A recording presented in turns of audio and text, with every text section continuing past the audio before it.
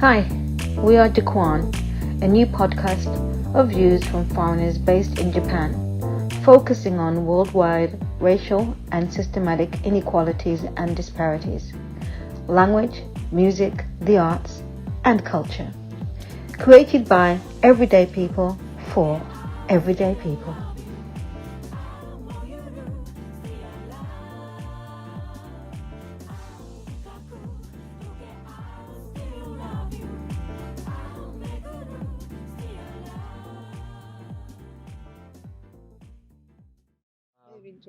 Okay. Right. You So shall we get on with the schedule? today I want to. There's some things I'd like to talk about today Yeah, with you. yeah. I want to The talk about names.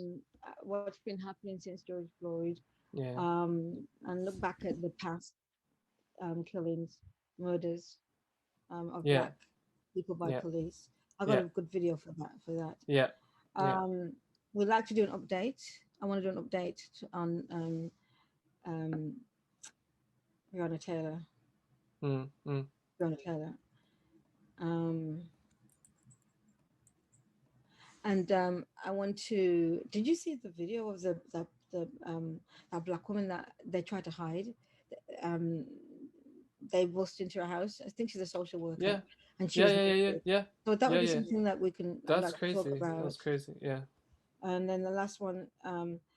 Well, there's two more things I'd like to talk about. One of them is the black doctor, the female doctor that died of Mm, mm, mm, mm, COVID-19, and that's I mm, think that's something that's really making news right now. mm, Um, mm, mm, yeah, mm, and I hope that it doesn't stop. mm, mm.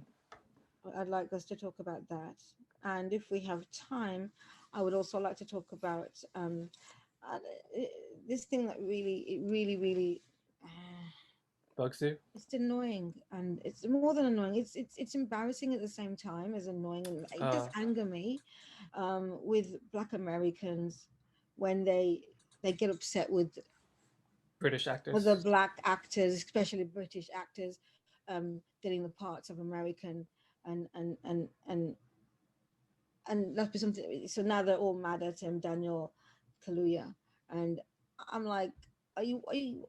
Uh, I just can't with them. I don't understand them.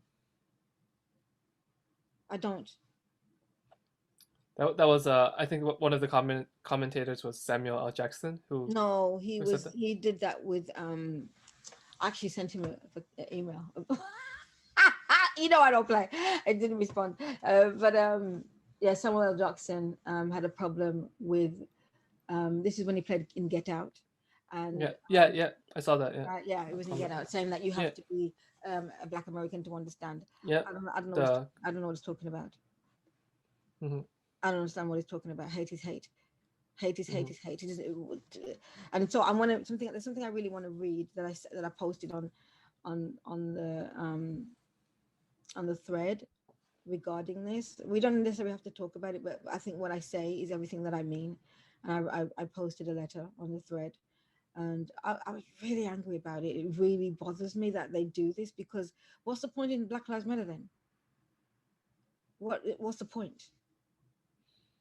Mm,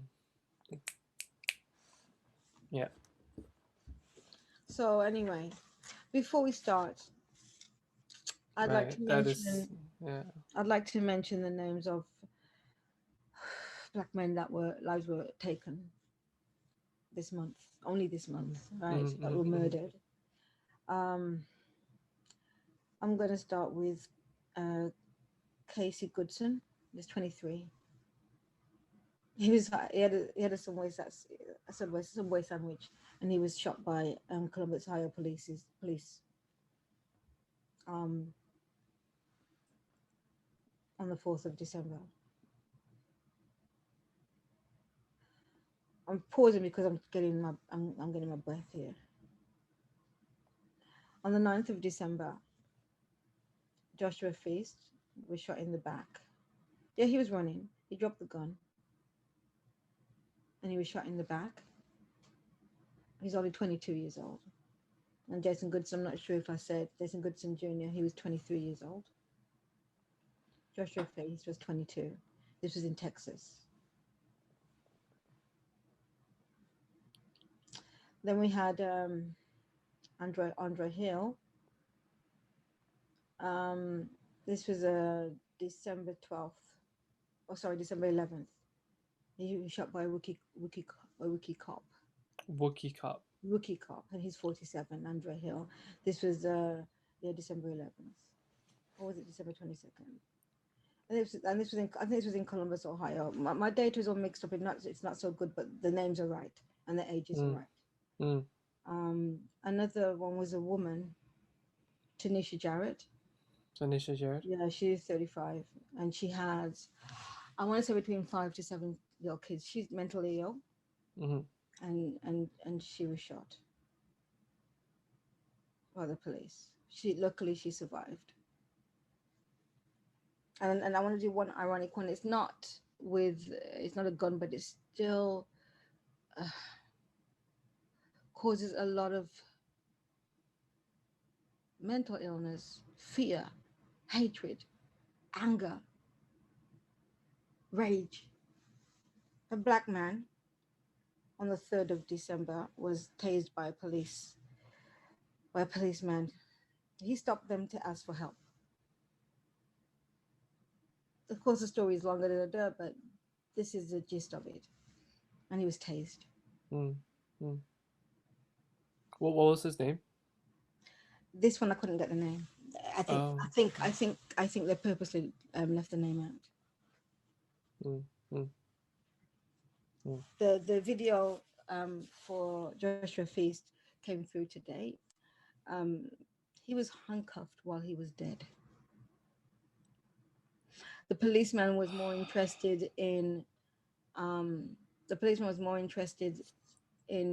crowd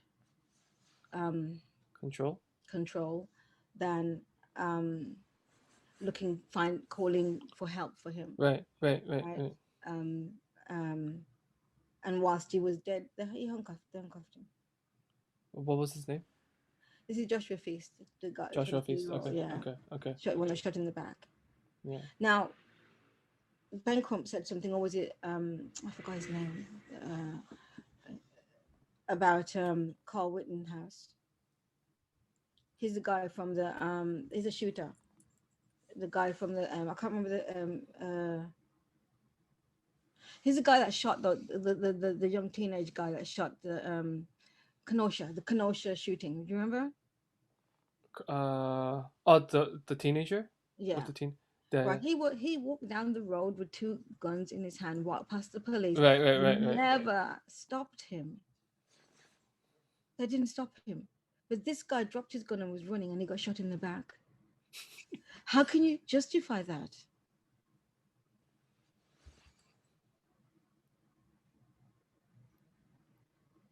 How can you justify that? And then while the guy's dead, you still handcuff him.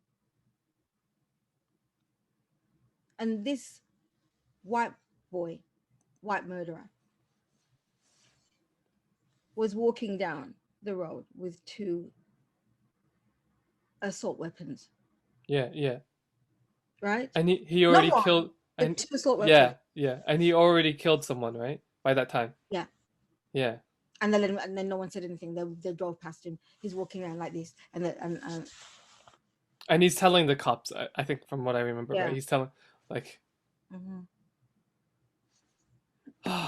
that's fucked, man. That is fucked up. So this is why I wanted you to show the first video. Yeah. So shall we take a look at the George Floyd video? Yeah. Mm-hmm. Okay.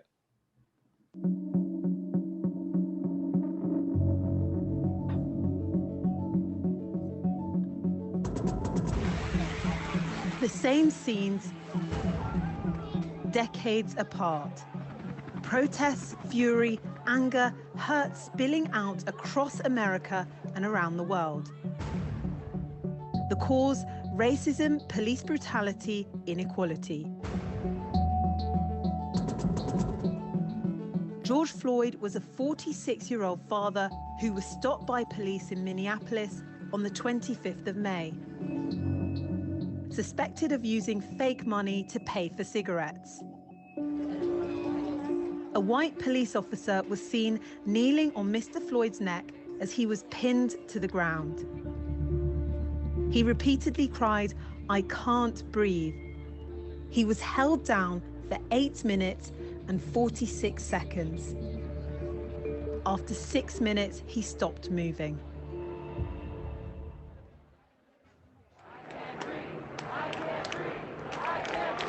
George Floyd's death has echoes of many others. Trayvon Martin was shot and killed by a man in Sanford, Florida, as he walked alone one evening. George Zimmerman was eventually charged but found not guilty. The acquittal led to public outrage and the beginning of the Black Lives Matter movement. 18-year-old Michael Brown was fatally shot by police in Ferguson.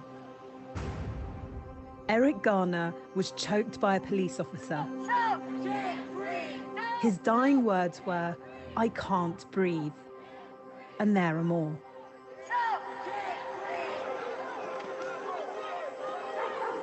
America has a long, painful history of racism and segregation.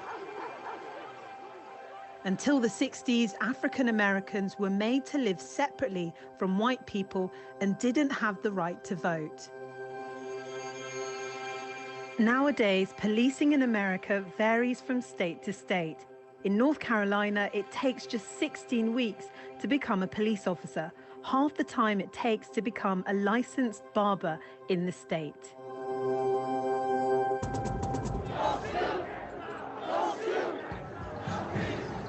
Racism and inadequate training in a country awash with guns are a toxic mix. But in America now, the fight for justice, liberty, and equality has spread across the world and has become everyone's. Yeah, so that was the George Floyd video. Yeah, It was it's more than George Floyd, though. It was about everything. Yeah, and, yeah. and in fact, it was squeezed into what, 2 minutes or 2 minutes and a half. Right. So it was a lot more. It's telling you how long this has been going on. Right. Because the video mentioned, like decades apart. Yeah, it's incredible how nothing has really changed. If yeah, and you hear all the time. If anything, well, I'm paraphrasing, but it's just like things are now being recorded. It's happening all the time, but now it's just being recorded. Can you imagine what? And not everything is being recorded because not everyone can afford a cell phone, right? Right. But the things and you're that not are always being in a recorded, situation to record it. Right. And the things that in the past, what happened then? Because Oh my God. now that we can you imagine? And things that Right. now. Right. It's hard. It's hard. Yeah, It's hard yeah. because there's been no real movement. It hasn't stopped. And this is something simple. How can it not stop? How can you not stop killing Black people? It's like it's some kind of a drug. Right. It's, and you're saying like how much this has been happening in the past as well, and even in the legal systems, right? I was watching, or I think I was like looking up, his name was I forgot his other name, but he was Anthony Ray Hinton, who spent 30 years in prison. Right? And I was reading up on this, and like there was just, I think, yeah, some of like the prosecutors were saying, a quote, like, I don't care, right? I don't care if you did or didn't do it. It was a police chief, okay, but I'm going to make sure you're guilty of it, right? Why? Because he said because you're Black. Yeah, he was saying like the the judge is white, the jury is white, prosecutor is white. Like, and we know you didn't do it, but we don't care. We're just gonna get you. So how many of those cases? Right. Because it's not isolated. It's not isolated.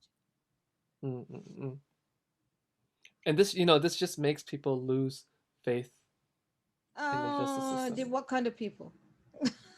Everyone. Oh yeah. No, I don't. I beg to differ. I don't think everyone loses faith in the police. When it comes to black people's Mm. death, you always, if you go on the threads and you see white people, that I'm not saying all white people, of course, because you always have to say this when you. Well, we have to say this when you don't. We should always understand what we mean, and I'm going to stop doing that. But you go on any thread and you see white people in a room full of black people commanding. I'm like, how the hell are you in a black room commanding people? Because they're comfortable anywhere. Mm-hmm. All right, they're comfortable anywhere, and they're comfortable in telling 1,000, 2,000, 3 million black people, that's a big jump, but that's how comfortable they feel. And what does that say? Ain't nothing changed. They still think they're the masters. They still think they're the masters. That's what I say. You ain't master. You can't tell us what to do anymore.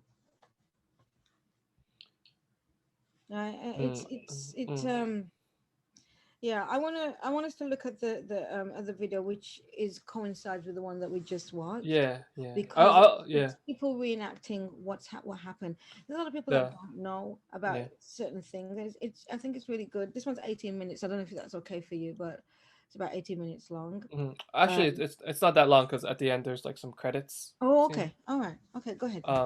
Yeah. Okay. Mm-hmm. Okay. This is done by a comedian. Yeah. Oh, Dominique. That's it, Dominique. Yes. Okay, let's take a look. History is forever repeating itself. I'm going to talk about a personal experience of mine. I told my mother that I was going to protest and fight for what I believe in and fight for my rights, not just for me, but for every single black person and minority in this country and around the world, because the world is watching. She told me don't go out there and don't protest. And I told her that it was important to me to be a part of history and forever put my mark on it and stand for what I believe in, for my children and for everybody else in this world.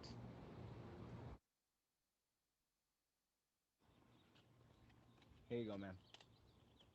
You know, you seem a bit agitated. Is there a reason for that? I am agitated. Okay. Because you pulled me over for no reason. I was simply just getting out of your way. So you did fail to signal, right? I failed to signal because you was riding up on me so fast, I was trying to hurry up and get out of your way. All right, so just making sure. Can I have you step out of the car? For what? I'd just like to speak to you outside of the car. Just write the ticket. No, I'm asking you to speak to... Man, get your hands, this is a lawful order. Off from me, man. Freeze! Black Lives Matter. I lost my life over a single traffic stop for failure to use my signal. They took me to jail and murdered me. My life matters. We've definitely had a couple of recent events. George Floyd, Ahmaud Arbery. Coincidentally, when the footage dropped for Ahmaud Arbery, a week prior to that, I was actually on Ventura. I was exercising. As I'm walking across the street, Corbin and Ventura, I see an officer to the left of me. I'm not thinking anything of it because I'm a law-abiding citizen. And also keep in mind, I got my Bose headphones on, no noise canceling, you know, so it's really, I'm in my zone right now. I look to my left, the officer, I see him coming with guns blazing. I see him say, get on the ground, put your hands up like you're an airplane. As he's looking at me, I'm thinking that he's making a mistake. So I'm looking past where he's looking. I'm looking at him and I'm looking past me because I'm like, whoever they're about to get, it's just about to be terrible. No, he was coming to get me. 4 officers got their guns blazing. They tell me to get on the ground, spread my arms out. They put me in cuffs. The officer took his knee, put it on my neck. It wasn't as long as George Floyd, but I know how that feels. I said, why are you doing this? Like, what's wrong? They said, you fit the description of a black man in this area with gray sweatpants on and a gray shirt. I told them, I said, if you look, Google right now, Jay Farrow, you will see that you made a big mistake. A minute later, after I was detained in cuffs, and keep in mind, they've already asked me, do you want to sit on the side? I'm like, no, I don't even want to be on the ground. They come back, they say, we're sorry, we just got a call in that it's not you. I say, yo, get these, excuse my French, get these effing cuffs off of me. I had never been in cuffs before up until that point. I'm a law-abiding citizen. You know, I'm from the burbs, you know? Luckily, my parents, what they did was they tried to shelter me and my sister for years. So we never saw that. I didn't experience firsthand racism in America until this year. Black lives always matter. My life matters. I'm still here to tell my story, but I could have easily been an Ahmaud Arbery or a George Floyd. And I'm not, and I could tell my story. So I will tell y'all, this is what you need to do. Educate yourselves.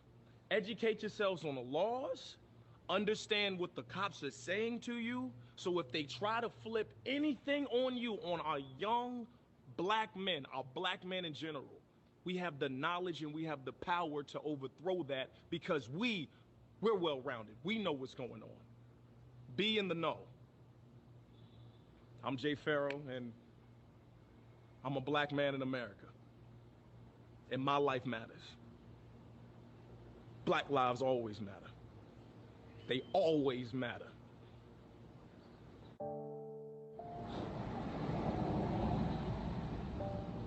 I literally could have been George Floyd. We, as a country, can't breathe anymore. And we are tired. We are sick, and we are tired of it. I can't breathe!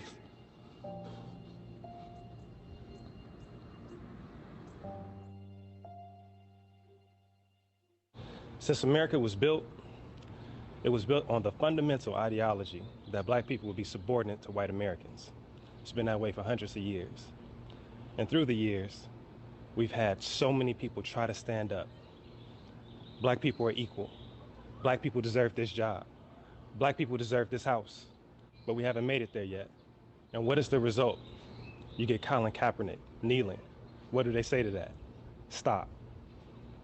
For a big purpose. Looting. Rioting. When the voice of the oppressed is not heard, you have to make louder noise.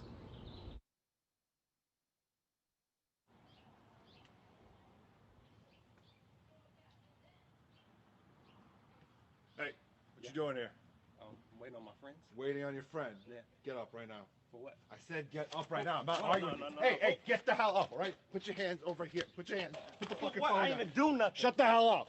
Put your hands behind your back. I need, what? Black Lives Matter. You see this bullshit?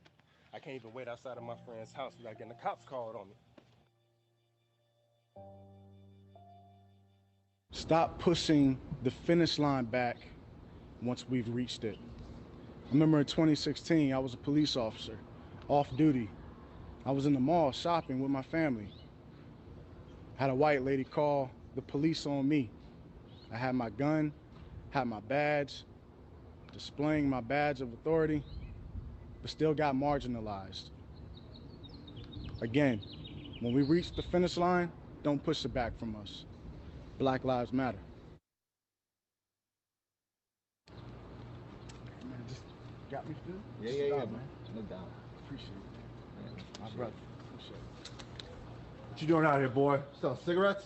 Come on, man. Not today, man. You know the routine. Put your hands up against the wall. Look, I'm gonna just... Hey, I said put your hands against the wall. Come on, man. Black Lives Matter, man. You see what I gotta go through? I ain't got no job. I'm trying to provide for my daughter. I can't breathe. My life matters. You know, as a father to a young son, you know, the cops supposed to be here to protect and service. All the things that I done seen growing up in my life, it's hard to kind of tell him, look at the cops and look up to them and think that they're supposed to be there to help you. I can't even tell him to go to a cop if he need help or call the cops if you need help, because what might happen? They might turn on him and then he might be the next one dead. Black Lives Matter.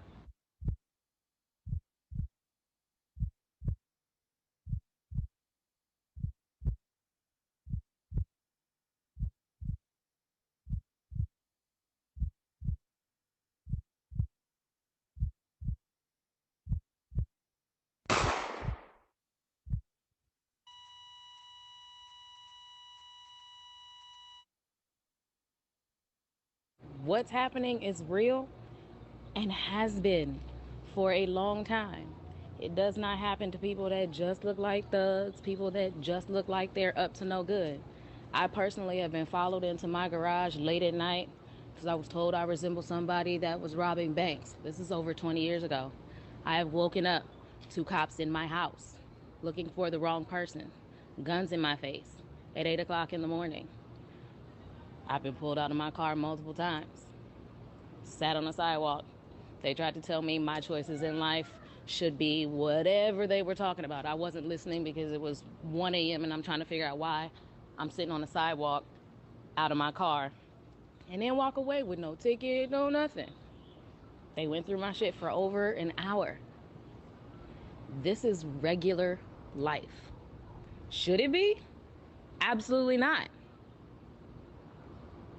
Why it is, I have no idea. No clue. I know for me and my folk, we just want to live and be left alone. What's so hard about that? Black Lives Matter, y'all. LAPD, search warrant! What are you doing? Who are you looking for? Why are you in my house? Shut up, where is he? Where is he? Shut the fuck up! I was just at home on my phone doing nothing wrong, and they came in looking for the wrong person. My life mattered. If you see something, say something. It may not feel like it's happening to you, but if it happens to one of us, that's like it happening to all of us. Every single person who sees an injustice should speak out against it. We're all one. The world will function so much better if we just treat each other equally. I'm not here to hate or spew anything negative towards the police as a whole, but we gotta hold you accountable the way you hold us accountable. We need to change. Black Lives Matter. I'm tired of every black person being categorized as one. We are so many different things in so many different spectrums. We're teachers, we're athletes, we're entertainers, we're mothers, we're sons, we're uncles, we're nephews. Not every black person is like one another. So don't categorize us as thugs or criminals, because we're not that. See your license registration? I have a licensed firearm on me. Okay. All right, please don't reach for I'm reaching for my license. He's okay? just I'm getting reaching his for my license. All right. He's just reaching for his license. Oh my God! What just happened? Oh my God! Oh my God! Oh my God! An innocent black man reaching for his license, and a cop that was scared ended his life. What am I going to tell my 4-year-old daughter that does not have a father anymore? Black lives matter. His life mattered. As an African woman from Kenya, born and raised, not knowing what racism was, experiencing it, and coming to the US and knowing that where I was from, the US was the land of the free, the land of opportunity, and experiencing racism as a black woman here. Words cannot describe the pain, the emotions that I feel inside. Having a black son, a black daughter, a husband that is black, I don't know how to feel, and not knowing what to do with all of this going on. Black lives matter, and something needs to change now. I'm really sick and tired of hearing people say all lives matter, because it's total BS, all right? Black lives matter does not mean that black people are worth more than other people. It means that their lives have meaning, and people trying to break down the movement. It's bullshit, and we need to come together as all people and stand up for people of color, because they are being oppressed and marginalized for decades, for centuries, and things need to change. Black Lives Matter. Back in 2015, it's the first year that I moved out here to LA. Had an incident when I went to Vegas with a couple friends, and it was a traffic violation. When the cop pulled me over, the very first thing that he said was, "Don't make me have to shoot you because I will." I proceeded to tell him, "Please don't shoot me, sir. I've never done any crimes. I've never been, arrested or anything like that before."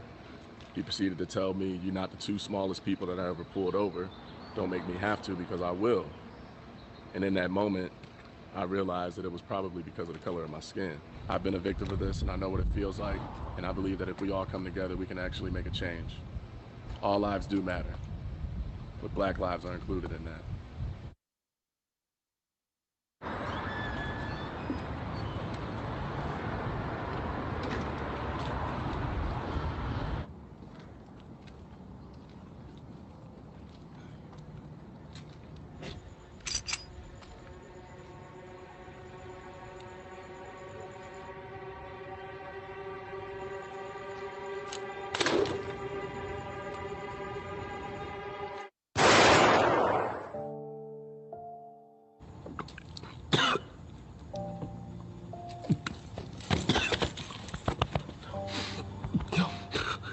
Oh my God.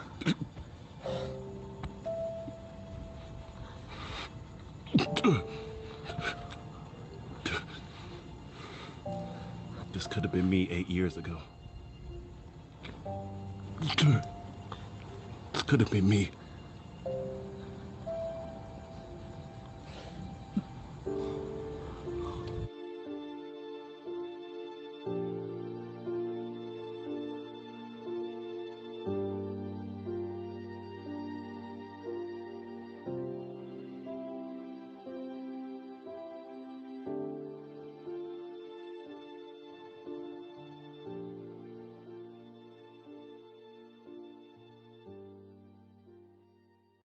I woke up this morning with hopes of being in good spirits, but somehow I found myself in tears because another innocent Black man has been shot and killed. Well, maybe not literally, but spiritually, because we can't fight back. He was just trying to get back to his family alive. That's why he didn't fight back. Still, we stay peaceful and respectful. No change. Switch gears. Fight back, protest. Still no results. Switch gears. But what do you switch to when you so filled with fear? Scared to leave your baby girl in this world where because the color of her skin they sneer. Baby boy, he was born with targets on his back. But we fought to raise him right. Who would have known him walking this girl home would have led to him losing his life? System built to oppress, to make sure we ain't got shit. Somehow we find a way because we promised our kids we gonna get past this. So what now? When does it end? Can we peacefully coexist? When y'all gonna stop slapping these cuffs on these innocent Black men's wrists? Yeah, we tired, but we live to fight another day in another way, not filled with hate but resilience. So they hate. Hate to see our greatness. Hate to see our heads held high. So y'all find another way to with us. Talking about, ma'am, your tail light was out. Shots fired. Because they say she moved too fast. So hold up, wait. He was scared. The same man that was sitting here to protect. Threatened by an unarmed Black. I can't be hearing this shit correct. So every day, we wake up in fear of our lives. Not because we out in the streets, but because we ain't white. Being Black in America. I have a dream that one day this nation will rise up, live out the true meaning of its creed. We hold these truths to be self-evident that all men are created equal. I have a dream that one day on the red hills of Georgia, sons of former slaves and the sons of former I'm not interested in seeing that right now. will be able to sit down together at the table of brotherhood. I have a dream. I don't care. I don't care to see that until all of them are that way.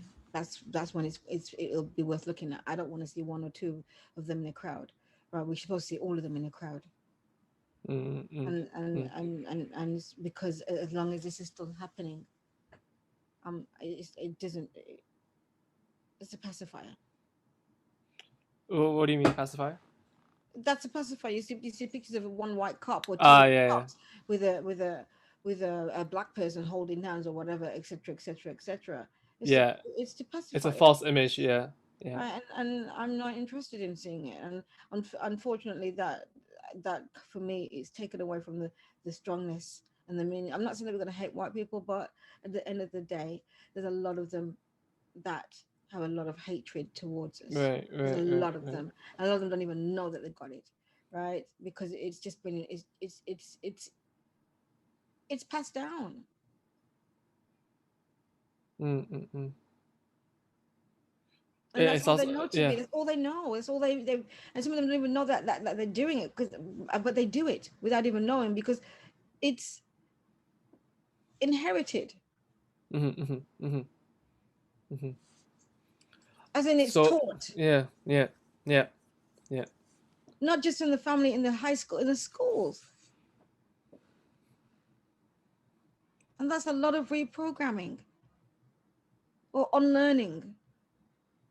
Can you actually touch on that maybe a bit on how it's taught for people who I can't speak about America, but I can speak about the UK. Yeah. And I can speak on my experiences. Yeah. When I went to school, all I learned was about white history. Granted, I was in England, but I learned how great England was, how England became Great Britain. You know, they didn't tell us how. They covered that up and said it in different ways. We learned nothing about who we are, and where we came from, and how we happened to be in Jamaica. So I just thought Jamaica was a black country until I had to educate myself. And you find a lot of black people. I'm not sure about now, but maybe still now. I have to educate ourselves regarding our own history. Right? Because what they did was take my ancestors from a part of Africa and brought them to Jamaica. And then my family moved to England, right? And then when people in England say, well, go back to where you come from. Well, that's kind of Africa, but we don't even know. So they're talking without knowledge themselves. You know?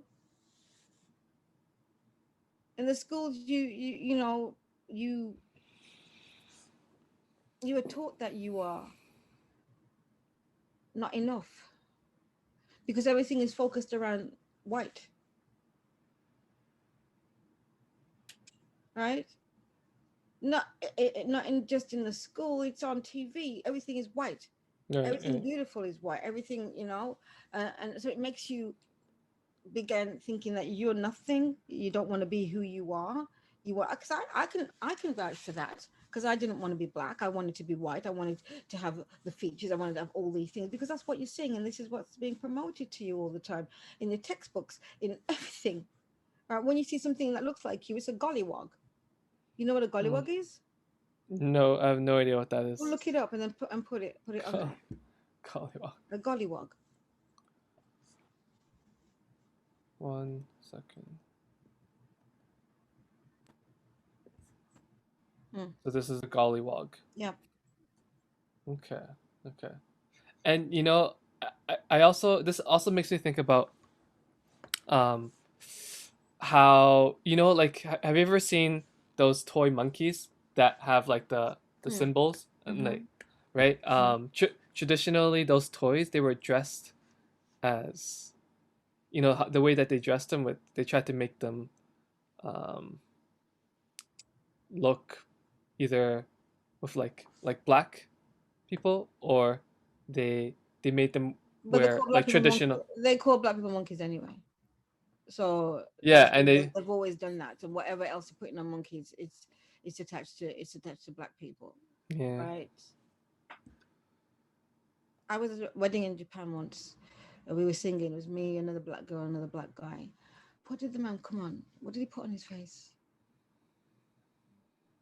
he put on a derogatory mask and came into the, and we all just looked at each other, and he thought it was funny, and it wasn't, and we were like in disgust.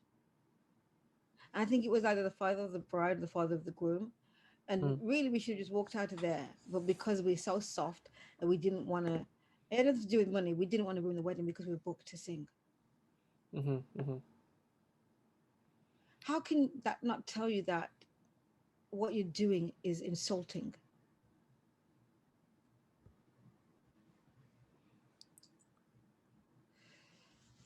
What's it called? Let's talk about the update on Breonna Taylor. Yeah. Real quick. Yeah. So. Sure. Okay. Yeah, Breonna Taylor's mother, right? This is because Daniel Cameron hasn't done his job. Daniel Cameron is, sorry, who's Daniel Cameron again? Do you know who he is? Go look it up and then you can explain. Daniel Cameron. Kentucky. No. Okay, Daniel Cameron. That's my hint. Okay, yeah. This guy, right. He's the police general attorney of Kentucky, right? So he was the one. Remember the one that we talked about I think it was in the last. Podcast.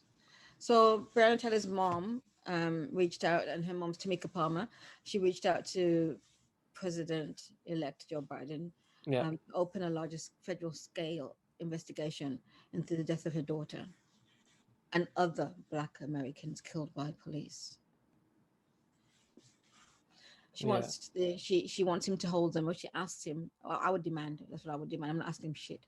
I would tell him, demand for him to hold the police accountable by enforcing a list of changes that would curb the police brutality. Rather than just paying lip service. This is obligation. Yeah. Especially because Black people, we voted for him and we believed in what he said. I say we. I'm getting carried away. I'm not American. Black people voted for him. Yeah. And they voted for him because he promised them. He promised them all these. He promised them justice. He promised the justice system would be changed. Right. So let's get to it. Right. And she also. I want to just say that she says Tamika Palmer says that her daughter, who is only 26, she's more than a martyr. Right. And she wants that known. What has happened in this case? The police are still walking free, right? The arrest was the man that fired gun, just fired the gun. Yeah, and he was charged with on shooting, right, rather than destroying property or something. The police officers who shot Breonna are still walking free. Right. Let's get that sorted, please. And that's basically what she's saying to him. Right. Basically, they're saying that people don't need to be responsible for murder or for someone's death. Right? None of those police officers are responsible for their death. Her death. Well, they are though. Exactly. Yeah, I know. Yeah. And they should be charged. They should be fired. They should be charged. That's it. End of story. Yeah, and they should. And not no stupid 4 years, 5 years. No. This is a life for a life. Yeah, and also just like what you said before, well, I mean, if they should be going to jail, so they shouldn't even be having the opportunity to work again anywhere else as a police officer, right? And like you said last time. I think the one that killed, if I'm right, I could be wrong, but the one that killed Joshua Feast, was actually fired. Okay. And reinstated by another. That's oh my gosh. I'm not sure, allegedly. Okay. What is going on? Okay. So yeah, that's the update. We still Breonna Tamika Taylor, who's Breonna's mother. Breonna Taylor. Yeah, and That's that's I think that this also raises like another issue that I have. It's just that like she reached out to Biden, right? Like and the thing is that like we don't know if he got back to her yet, right? No, we don't know. But one thing I Yeah. do know that he didn't. I think I told you this, or I mailed you this, or I talked to somebody about it. I can't remember. I think I was fuming because I am a member of Black Lives Matter, and I remember in Osaka, and I remember in the UK, and I remember in America. I belong to all of them, right? So I get all the letters, and when he invited the other Black activists to meet with them, Joe Biden, this is, Black Lives Matter were not invited. He didn't respond to their emails. They are the purpose of this. NAACP, whatever the call, did not. This is not who. This is Black Lives Matter. Let's get that straight first and foremost. Right? They weren't even invited, given a seat at the table. Well, sorry, what was this table? Not. They had a meeting with the Black activists, right? Okay. And let me tell you why he had a meeting with Black activists. Because Al Sharpton, Reverend Al Sharpton, and the others, like I told you about the NAACP, right? They went to the news and said Biden won't meet with us. So I said to you already, I'm on the fence about him because I don't trust any of them, and already his BS is already showing. Right, he didn't want to meet with the other Black. This is not even Black Lives Matter, but the others. And they went public with it, and then they issued. But listen, the thing is, all right. What's going to happen further? How can we trust him? Already, this has already happened, and you're not even in office yet.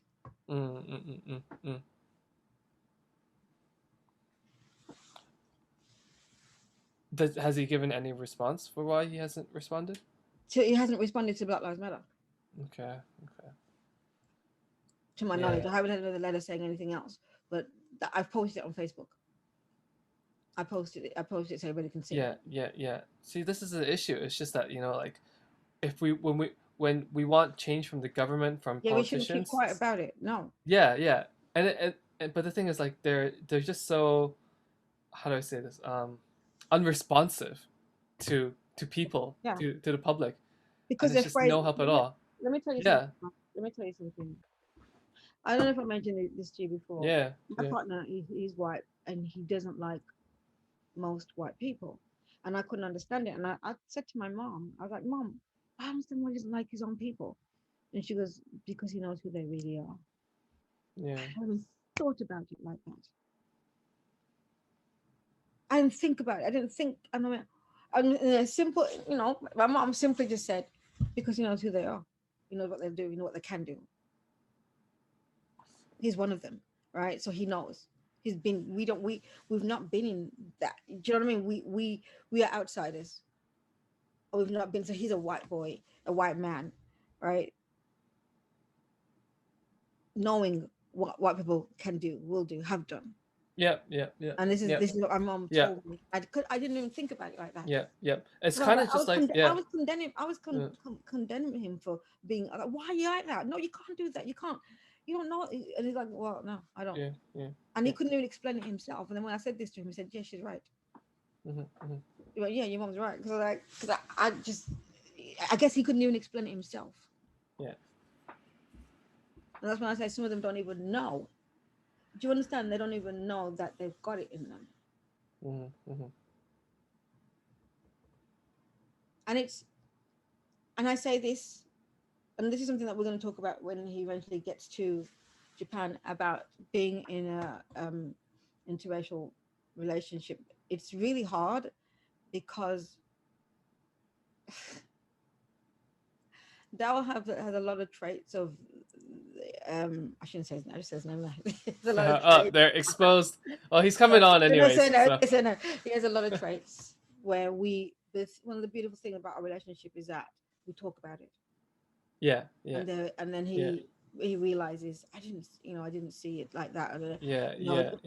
We do have, we don't always have fights. We do get into fights, And I say to him, this is why I tell you that I don't think that when Black people are in relationship with white people, they don't talk about the issues that we talk about.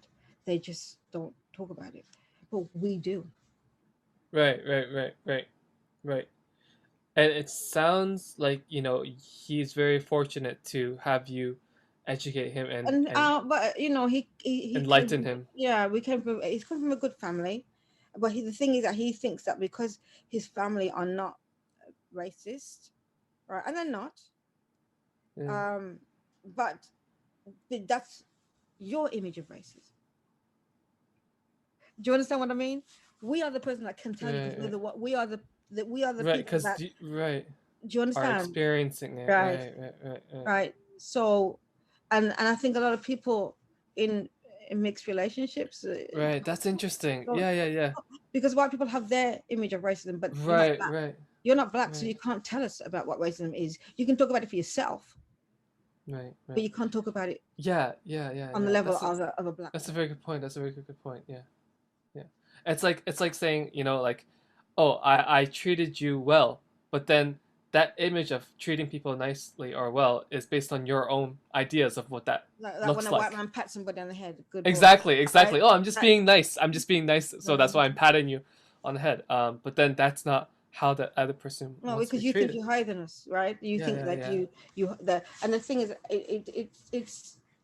I've dated other white guys before, and listen, when I met my guy I'm with now, I was done with white men.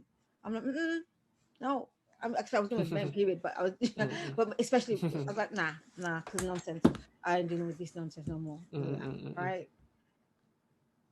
And then we met because of my posts. Yeah. Right, the things that I post. And it wasn't even anyway. Well, you know what? Let me stop there because we can talk about this at another time. Okay. The next two things I really because it's about Black women, and we the video we have is of Malcolm X talking about the Black women's disrespect, and then what follows on are the two Black women, and I wanted to put those together because they are two Black women. The two Black women. Which one? The house raid? Hold on, I'm looking at the wrong piece of paper. Yes, the next one is there should be one with Malcolm X, right? Do you know?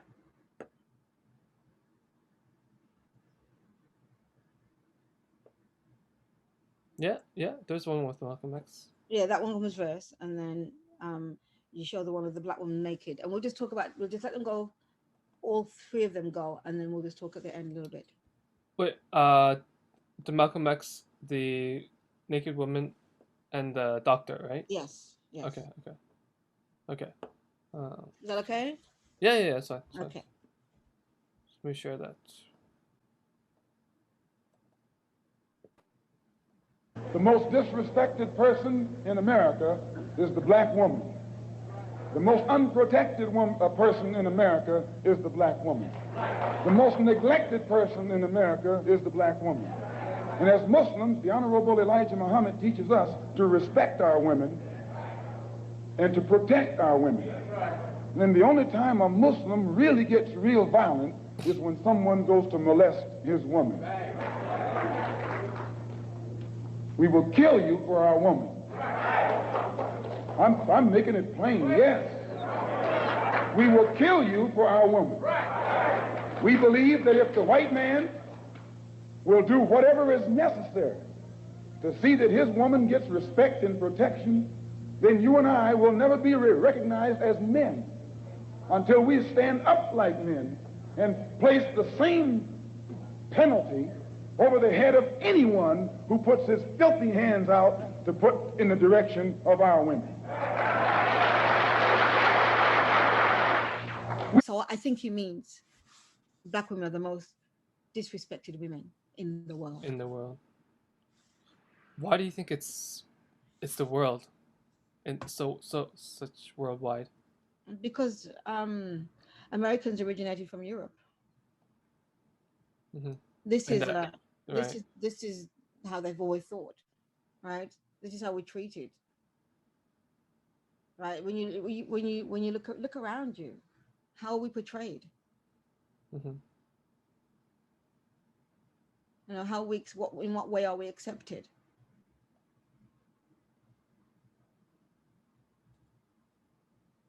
You know, when people think of a black woman, what do they think of?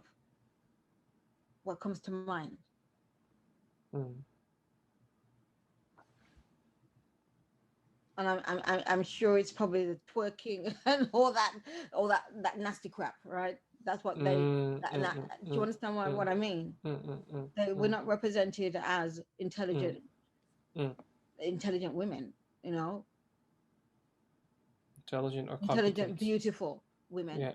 Yeah. Loyal, strong. In a sense, we are strong. They look at us as strong. That's why they don't give us. We're going to come to that in a moment, and they don't give us medication. But let's watch the other two videos, which I'm going to hold back the tears for these two.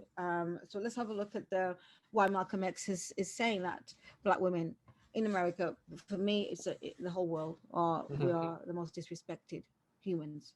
Bad raid by Chicago police that the city's legal team is trying to stop us from telling you. It involves an innocent woman getting handcuffed, naked, with a dozen male officers watching. Now, she wants you to see the body camera video, but tonight the city went to federal court to try to keep it secret. Here's CBS 2 investigator Dave Savini. I had just gotten home from work, and while I was undressing in my bedroom, it was a cold February night, and Ann-Jeannette Young, a social worker, had just finished her shift at the hospital.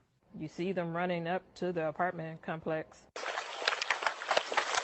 with the battering ram in their hand, a crowbar. It was so traumatic to hear the way the thing was hitting the door. And it happened so fast, I didn't have time to put on clothes. And suddenly, she found herself frozen in fear, completely naked, in a room full of men. 9 body cameras rolling. And you're just standing there. And I'm just standing there. I mean, terrified, humiliated, not even understanding why in that moment that this is happening to me. And the first thing police reach for is not clothing, it's handcuffs. There were big guns and guns with lights and scopes on them, and they were yelling at me, you know, put your hands up, put your hands up. What are you thinking right now? I just remember, you know, being so afraid. It's one of those moments where I just felt like that I could have died that night. If I had made one wrong move, I felt like they would have shot me. I truly believe that they would have shot me. A police officer wraps a short coat around her shoulder, still leaving her front fully exposed. Even the sergeant in charge of the raid just stands there talking to her while she has nothing covering her.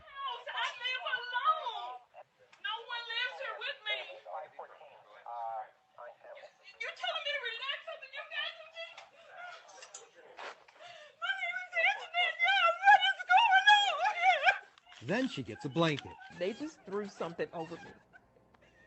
And my hands are behind my back and I'm handcuffed. So there was no way for me to secure the blanket that they put around me. But the blanket just keeps sliding open. More humiliation. You didn't tell me what you're looking for. What are you looking for? You can see how some officers just stand there until this one, wearing a mask, sees what's happening and goes and holds it in place. It felt like forever for me. It felt like forever. Oh my God, this cannot be right. How is this legal? Listen how she repeatedly tells the raid team they were in the wrong place.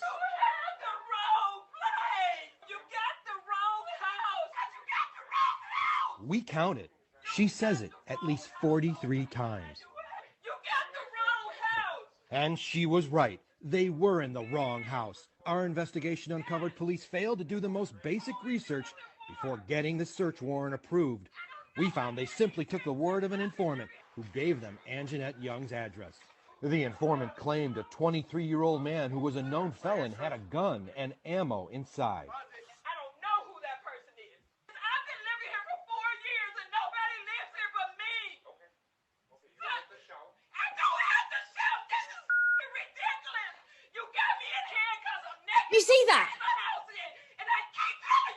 Pause. Then, during I'm the sorry. raid, something Pause. happened.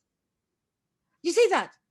Do you understand? Absolutely no you don't have to shout. Look at the predicament they put her in. I'm sorry to get really mad. Look at the predicament. How can these people be here for the people? When they don't even care about the people. Have to shout. Are you kidding me? Oh, let me calm down. Continue. I'm sorry. I just had to. I know I've seen it loads of times, but it just gets me so riled up. Oh my goodness.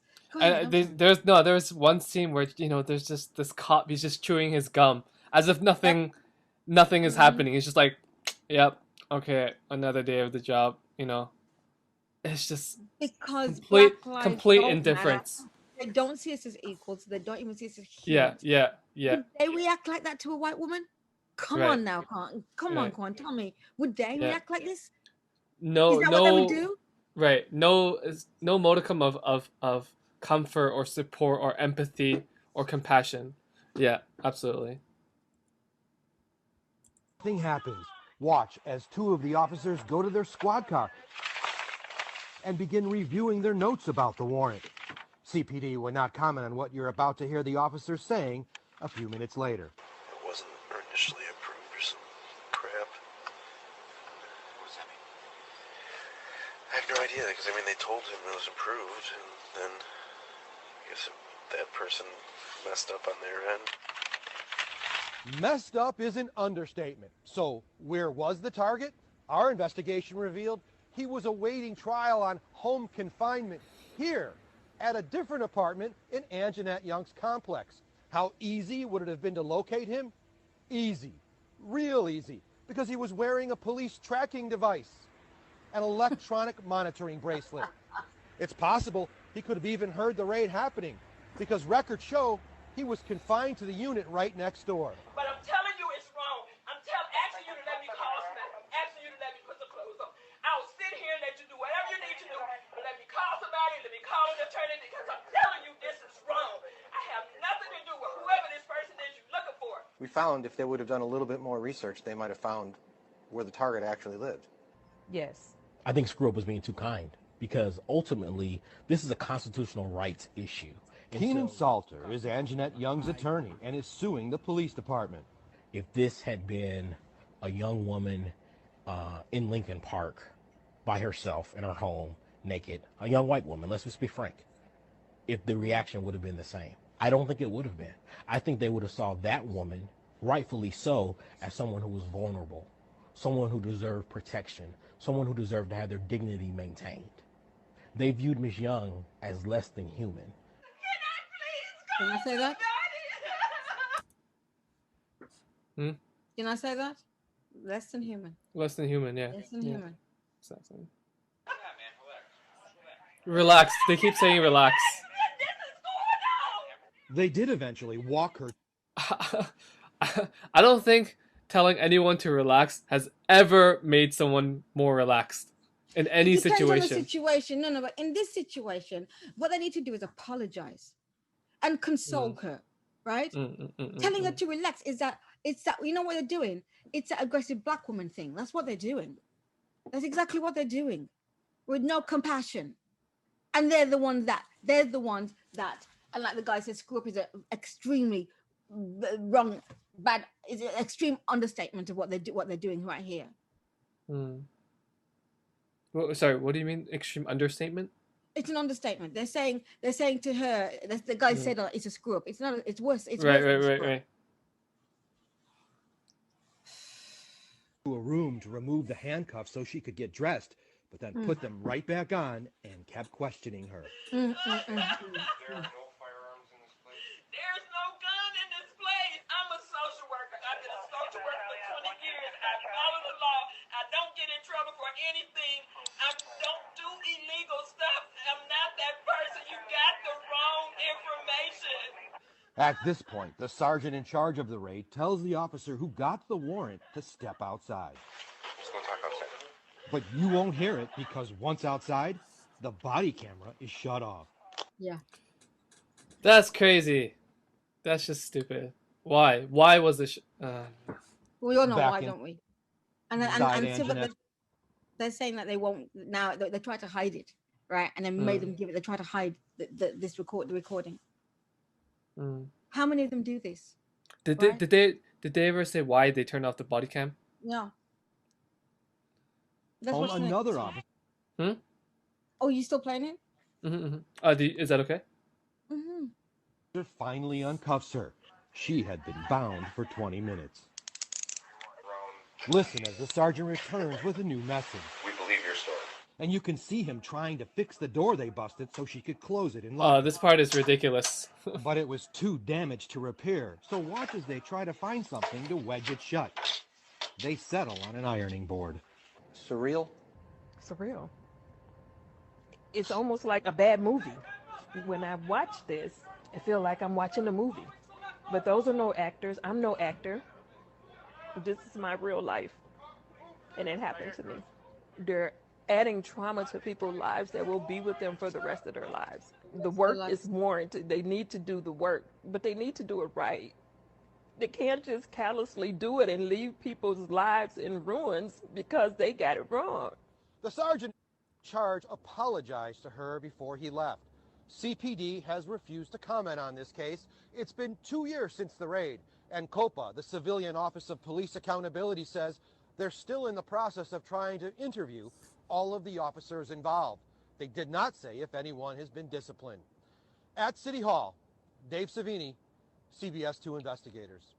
Wait, so you're telling me this happened 2 years ago and none of those police officers have been disciplined or interviewed or charged or any of that 2 years ago? But and none of that But all lives matter. That's crazy. But all lives right? matter. That's crazy, right? But all lives matter.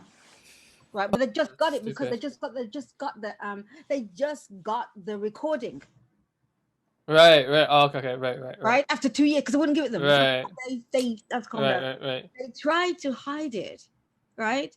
So this is after 2 years of and now she can press a charge because she's got all this evidence. Right. But there's evidence missing because they turned off the camera.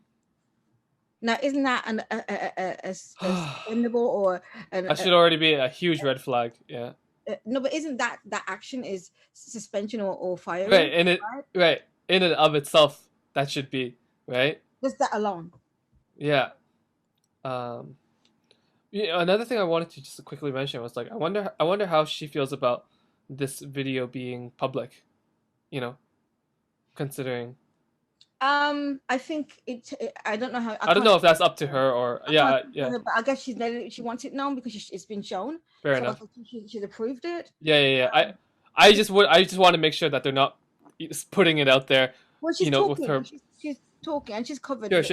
They block it, right? So we don't really. Yeah. Right. You don't really see anything.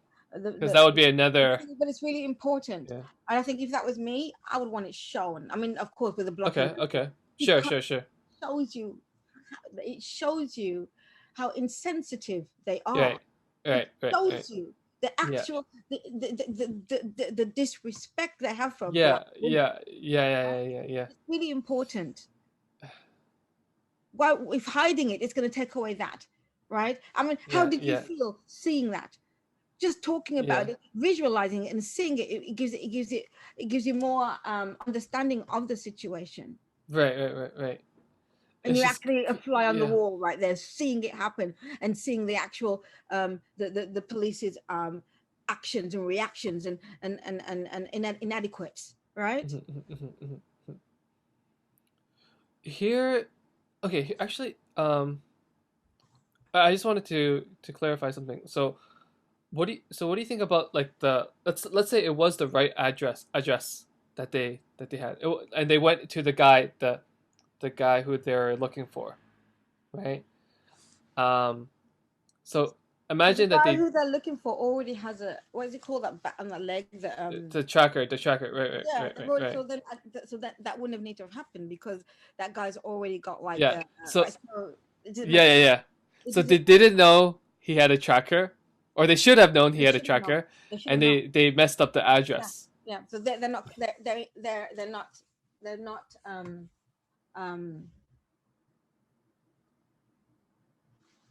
They're not doing their due They're not, diligence. they're not, not even, they're not doing, they don't know how to do their jobs. They're not doing their They jobs. have no idea how to do Why are they doing? Wait, exactly. If they're not doing the jobs, they can't do the jobs. They're not competent at the jobs. They're incompetent. They're not going to think of the Sorry, words. incompetent. They're Right, incompetent. They're Right. incompetent. Why do they have that highly position, like that highly but that position, right? But we saw Why in the did? other video that it takes them 16 weeks. It's longer than someone who wants to be a hairdresser, right? What does that say?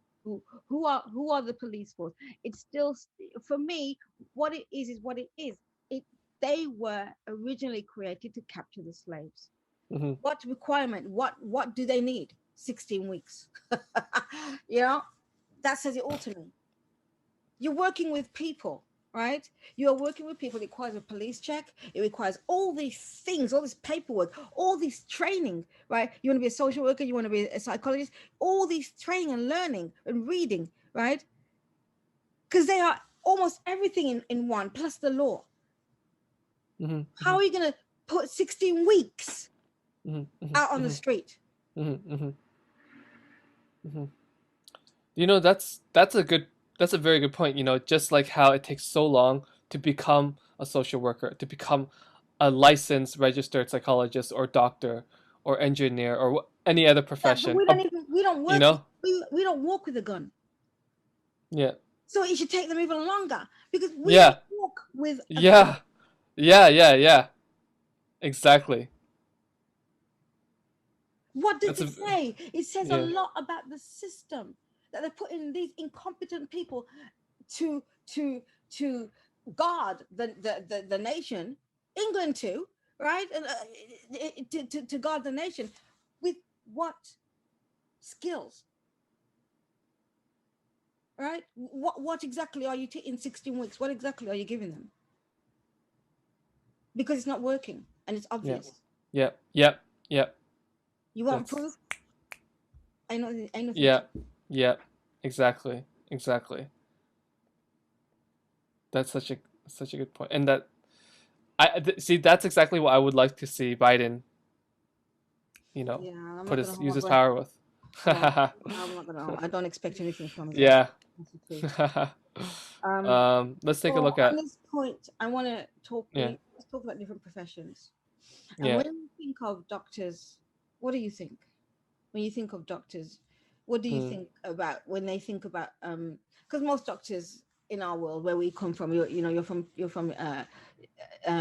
Canada, right? You spent most of your life in Canada. I spent most of my life in England, right? So when you think of doctors, physicians, what do you think of them? I mean, when regarding race, what do you think that they should think? Well, regarding race, regarding other people who are not. Oh yeah, like and they should be indifferent. They should be indifferent to race. Yeah. What do you think they are? In Canada?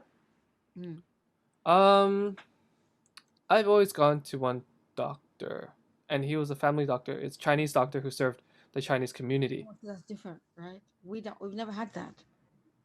Which is actually quite interesting. Right. We've never had that. I know that I was really, really sick when I was young.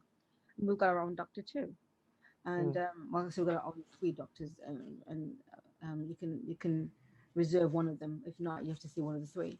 But I was ill for several years, and they kept saying it was something else, until I got really sick. I was almost unable to walk. Yeah. And my mom took me to a Chinese doctor. That's what Jamaicans do. I'm gonna take you to Dr. Mom. I mean, unfortunately, he died. He's dead. He was an old guy, but as soon as that man, all he had to do was look at me, he knew what was wrong with me. Oh, really? I'm not. This is my story. Okay. Yeah. This is my story. I'm not saying somebody else told me. I went to see Dr. Mom. He asked me questions, looked at me. I didn't go for no X-ray or nothing. He said to my mom, "It's one of 2 things." Yeah. And then I got really sick, and the doctors came, and it was one of 2 things. Yeah. And I had to go and see a Chinese doctor. Okay. Well, what was it, if you don't mind me asking? Well, Okay. Yeah, that's cool. Yeah, but so you look at it in that sense. So there's a difference in us where you have someone from your community as a doctor, but we've never. Yeah. We've never had that experience. Yeah.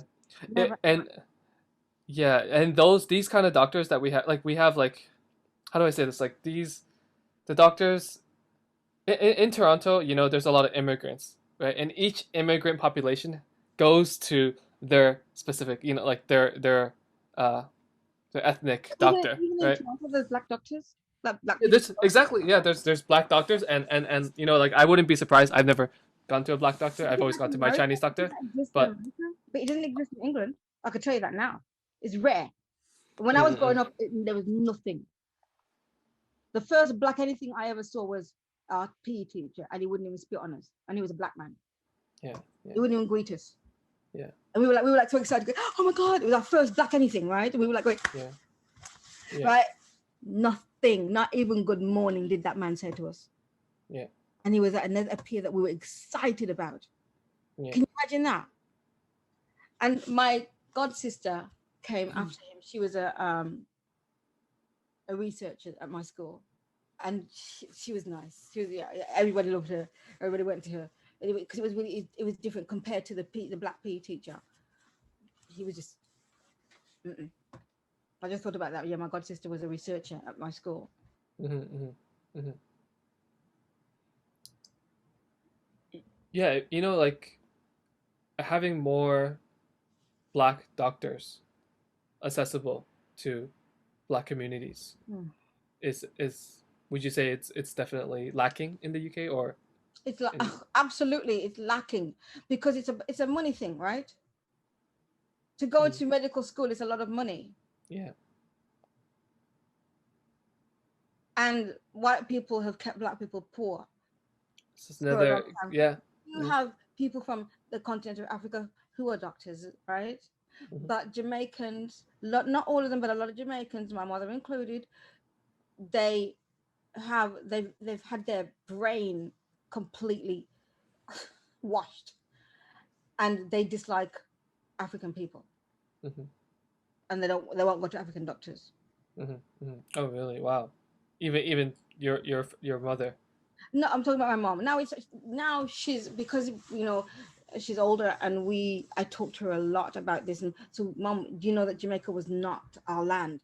And she like, yeah, because when they all went to school, they were taught something completely different, right? Like I said to you before, they called England the motherland. So that was a complete and utter brainwash, man. Right? So they had whatever they were taught, they believed. My mother in Christianity and me, and I'm not a Christian and I don't believe. Right? We don't talk about it because my mom can't handle it that I don't. Well, you grew up in church and all this stuff. She can't handle that I'm not, so we just don't talk about it. Yeah. The reason I wanted to talk about this is because I want to lead up to the next video. Yeah, I got it.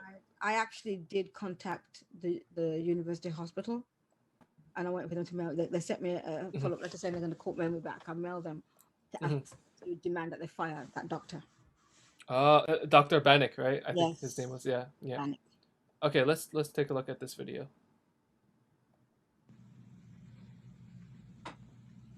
This is the second worst day here at IU North. Yesterday, Dr. Bannock, Bannec, wanted to send me home. You know, at that time, I'd only received 2 treatments of the remdesivir. He said, you don't need it. You're not even short of breath. I said, yes, I am. Then he went on to say, you don't qualify. I messed up because I've gotten 2 treatments. And then he further stated, you should just go home right now. And I don't feel comfortable giving you any more narcotics.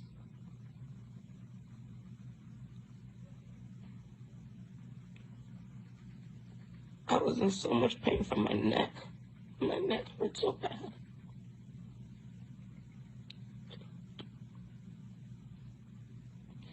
I was crushed. He made me feel like I was a drug addict. And he knew I was a physician. I don't take narcotics. I was hurting. So, spoke to patient advocate who left me wanting. There's not much I can do. So I started asking, send me to another hospital where they can treat me. And if they're not going to treat me here properly, send me to another hospital. Well, next thing I know, I'm getting a stat CT of my neck with and without contrast. The CT went down a little bit into my lungs, and you could see new pulmonary infiltrates, new lymphadenopathy all throughout my neck. And all of a sudden, yes, we'll treat your pain. You have to show proof that you have something wrong with you in order for you to get the medicine. I put forward and I maintain if I was white, I wouldn't have to go through that. And that man never came back and apologized. This Dr. Bannock guy. And then today now, supposed to be getting the narcotics, right? They came in 9 o'clock. I've been in pain since 7.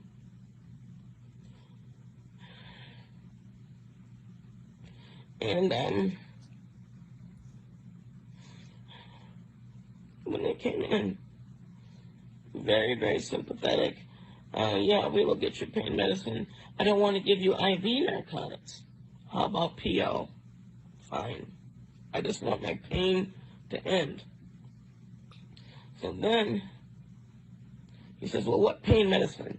I said, I don't know. I don't take them on a regular basis. I don't even write for them. All I know is that I'm in intense pain, and morphine worked.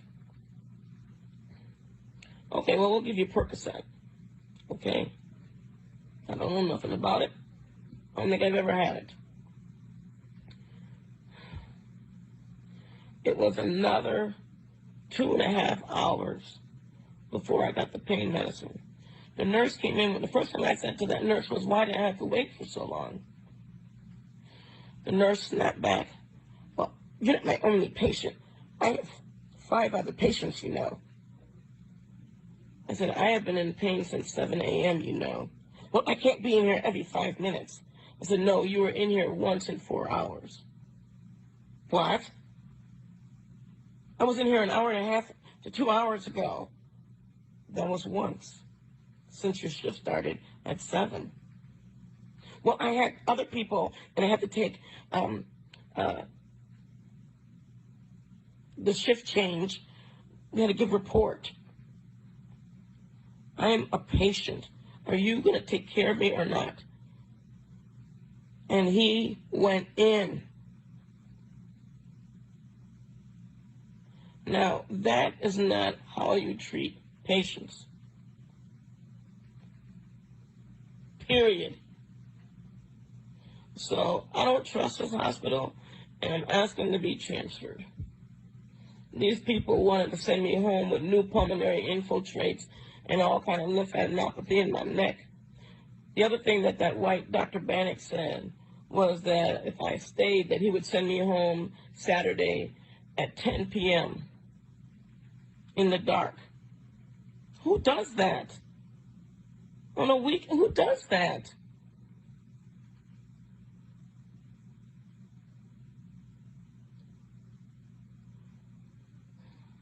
And that nurse was telling me, oh, I was marching in Black Lives Matter. I told her, no, I don't believe none of that. Not one bit. Not one iota. He wouldn't even know how to march. Probably can't even spell it.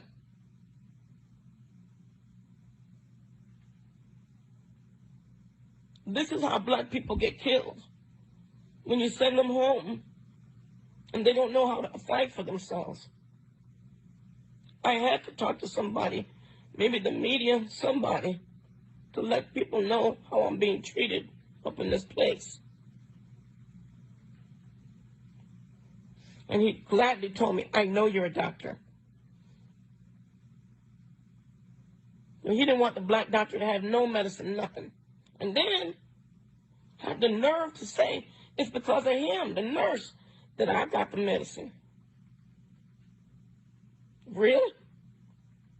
Because of you? No. How about because I had that stat CT in my neck, where it showed all of that lymphadenopathy and infiltrates? Yeah, you didn't know about that? You didn't get that in the report? That's what I said. Mm-hmm. Mm-hmm. To being black up in here, this is what happens. You know, like from her video, from what she's saying, you know, it sounds like she's just experienced absolutely no compassion and no empathy from the healthcare professionals, Mhm. and also that they didn't really listen to her, they didn't really take her words seriously Mhm. or her pain, right? And I was saying that I found an article that has a response from the hospital or from the president of that Yeah. hospital. Yeah. Yeah, so I can What? send you that later. Yeah. What did they But say? Can for you give me the what they say? Because yeah, okay, okay. when I read it, it was saying that they couldn't talk about it because they haven't had the meeting yet that they need to have. They had. Right. Is this after? I'm not sure, but maybe you read a more up to date response. But the one I'm seeing, it's just like a very like how do I say this, like perfunctory message. It's just run of the mill, like, oh, like we try our best to deliver the best professional service, blah blah blah, and then we treat everyone the same. I don't even, I'm not even reading that from anywhere. I'm just like saying that from the top of my head because I know that this is pretty much what any organization, corporate organization, says, just to like, you know, clear themselves of any wrongdoing. But quoting what the guy is saying, he says that IU Health North respects and upholds patient privacy. Oh wait, no, hold on. That's okay. After our preliminary medical quality review, I am fully confident in our medical team and their expertise to treat complex medical cases. I do not believe that we failed the technical aspects of the delivery of Dr. Moore's care, Murphy said. I am concerned, however, that we may not have shown the level of compassion and respect we strive for in understanding what matters most to patients. I am worried that our care team did not have the time due to the burden of this pandemic to hear and understand patient concerns and questions. She So, had time to look up that she was a doctor, so you should have had time to look to find out what's wrong with her. and it doesn't even matter. It's just the way that they spoke to her. Nonchalant, right? Yeah. That email is nonchalant as far as I'm concerned, and it's a what do we call it? What do we call that letter? It's a what? There's another word for it. Affidavit? No.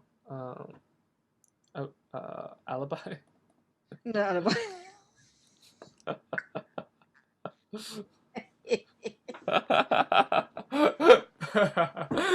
It's funny how it's funny. Yeah, it's funny how you find that funny. you get me. What is it? No, I'm so tired today. You can tell because Okay. You've been finding my words for me, right? I can't even find the words. Alibi. I'm stuck. So I don't know what I'm laughing for. No. So when we talk about Black Lives Matters, it means in everything. We not always. It seems like we forget the medical profession, right? Right. Yeah. We have that conception that it's like always professional and that there's no racism in there. It's Right. It's not. And the thing is, there's this. We should do something like that because as a woman, I think she's either an Asian doctor or a Mediterranean doctor, and she fell into that field. Because when you go into medicine, from what you were saying, is that you fall into that field of you only kind of look after you look at what black people in a different light. There was a questionnaire for doctors to find out when they give black people pain medication to when they gave white people pain medication. Have you seen that? No. Maybe this is something we There's can talk about the next time. really, Yeah, really. yes. See, that's people. At least even I am surprised to hear this because I also fall victim to that, conception that like, oh, like if it's a medical field, people should treat everyone equally and the same across the board. Well, So it's just it's but crazy to hear that. What? but even Yeah. people who are not white still fall into that category too. They because they, when you're in a place where you're outnumbered, right? You start following the suit, right? You can't go against the grain, as they say, right? So a lot of them end up following and doing the same thing to black people as it's like when that Japanese man did a research on for me, beauty's in the eye of the beholder, but he thought he could do research on beauty. It can't be measured, right? But yeah, in his research, this was, I want to say maybe it was 10 years ago, and it really, really bothered me. He was published in a magazine, Psychology Times, I think it was, and I was livid. And not only did I blame this Japanese professor, but I blamed the university because it has to go through them first, right? This research has to go through them first for whether it's ethical, its validity, and all of the things that need to do. Because you're a researcher, right? If you're a researcher, you know this, right? It's got to be approved first. So it was approved by the university, right? And he's saying that black women are the most unattractive. Did you not know? Hear this one? No, actually, I mean this specific article, I didn't read. I didn't know about this particular story. Yeah, everybody's saying that black women are the most unattractive women. They're they look like men, and they start talking about testosterone and all this. Listen, I'm telling you, and it was published in a psychology magazine, Yeah, a well-known, right? Yeah. I think I said it, and they took it out because there was a lot of complaints. How the hell you can feel good about saying that another human being is, just because we're not attractive to you, it doesn't mean that we're not attractive. Right. I haven't seen this, but I would only imagine that I'm only imagining that he did statistics. So he like, he asked a bunch of people, like, rank these people, rate these people, who do you find attractive? So what he's just getting is just like descriptive statistics. But how can you measure it? Against what? How can you measure beauty? In Japan, right, Japanese people have their own image of what beauty should be. Right? Yeah. And China too. And Jamaica too. In my mom and dad's day, beauty was the bigger the woman was, the more they liked big women. I don't know about now, but I know about that, right? That's their thing. So how you can measure beauty when the cultures look at it differently and said that black women, what? Let's get this into perspective. White people are a minority in this world, right?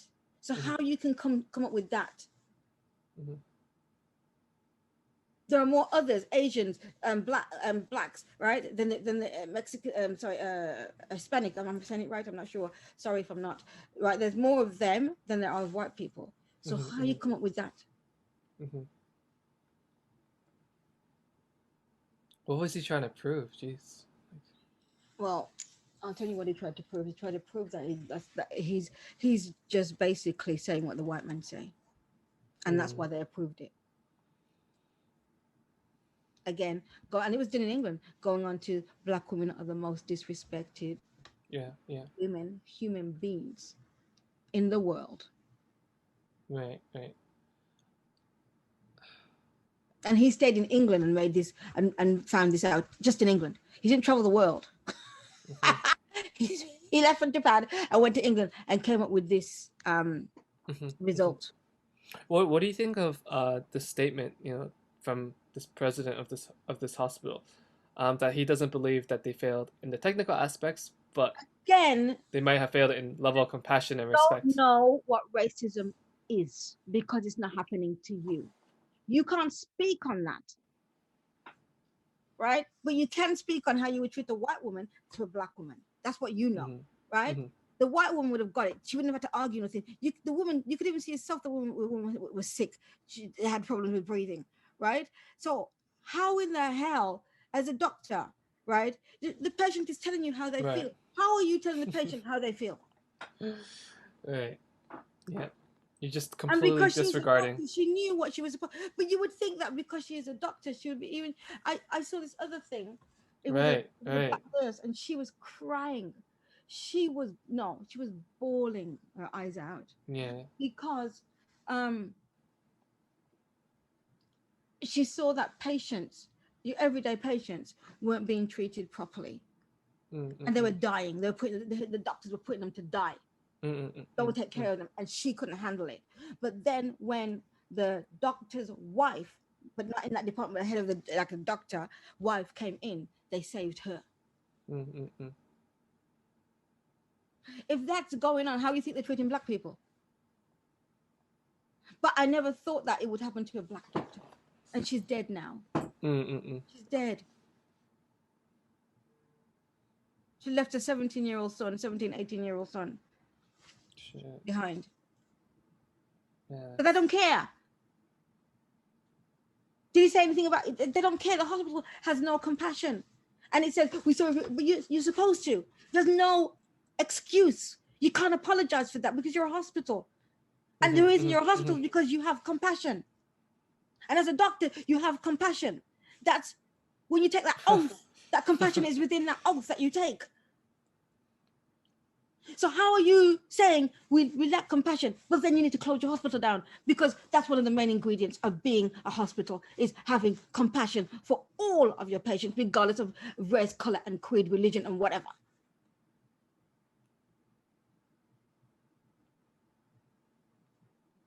Your excuse is a load of BS.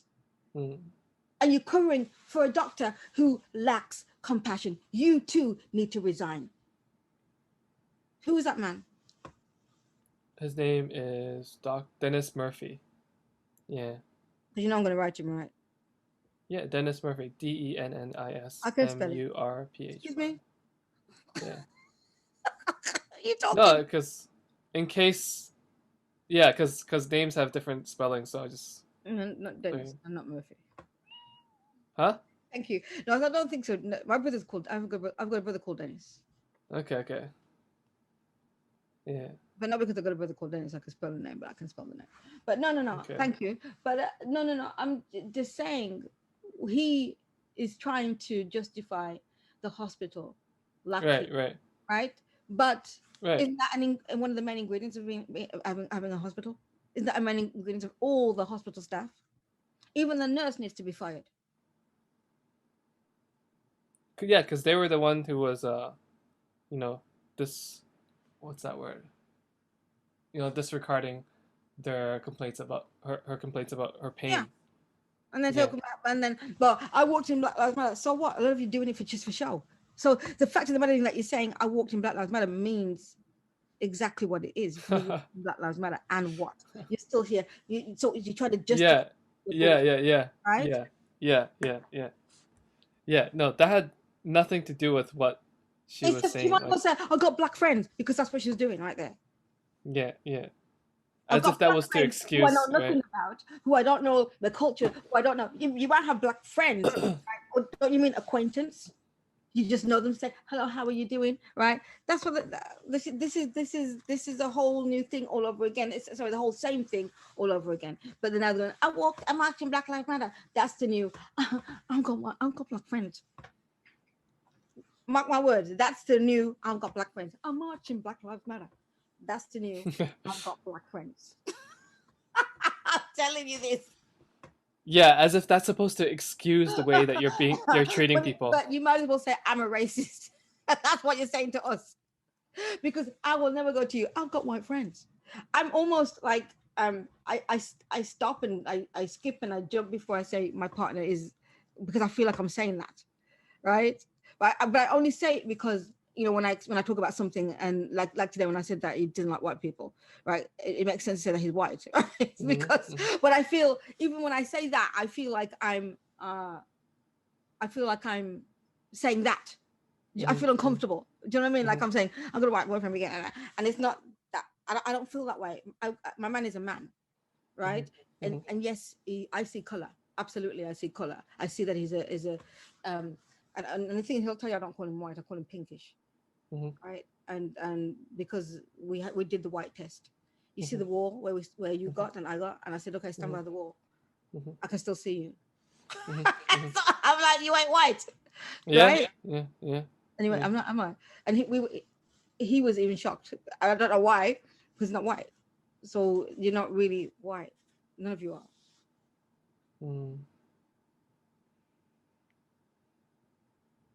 Yeah, it is interesting why we choose that word white for white people, We didn't choose it.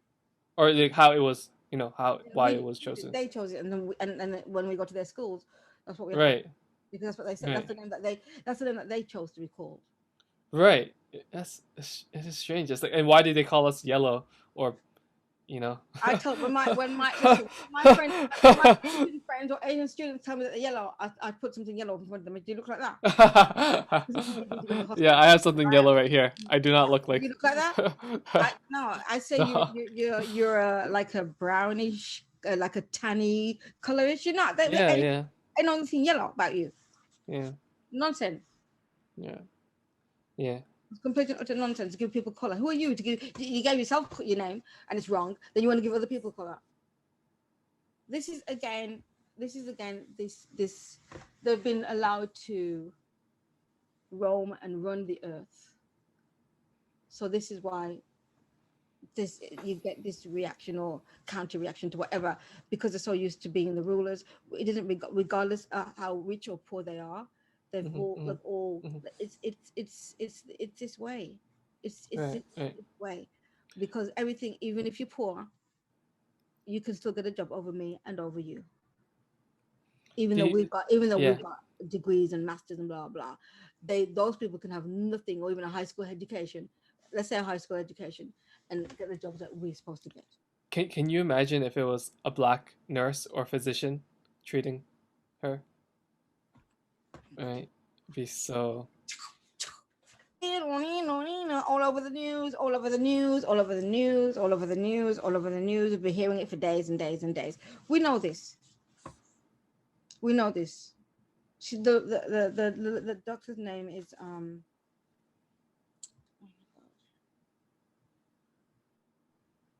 Susan Jones, I think. Susan Jones, the doctor's name, the woman that died. We have to say her name. Yes, Susan Moore, I think. Yeah, Susan Moore. Susan Moore. Yeah, Susan Moore.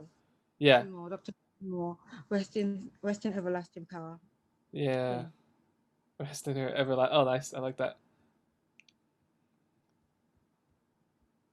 Just this month, she died. Right. Because and it's that lack of. See, like that's the thing. That's the thing, right? They're saying that it's they're saying that they haven't failed in that technical aspect, right? But they may have failed in providing the the appropriate level of compassion and what is it? Compassion. But that's the thing. It's like that is part of the technical. She said, right? If it wasn't, she was complete, and she said, I'm going to go to the hospital then, because you're not giving me what I need. I need treatment. He's calling it like she's a drug addict, saying we can't give you no narcotics. Who says that? Who says, which doctor says narcotics to a patient? You know what I mean? And they've got COVID-19. Right. Ugh. She said that the doctor said that they did it, but it was because she said that she wanted these medications, and they went and did the scan, but because of her, because of what she said. It had nothing to do with them. And they didn't pass no technical. They didn't.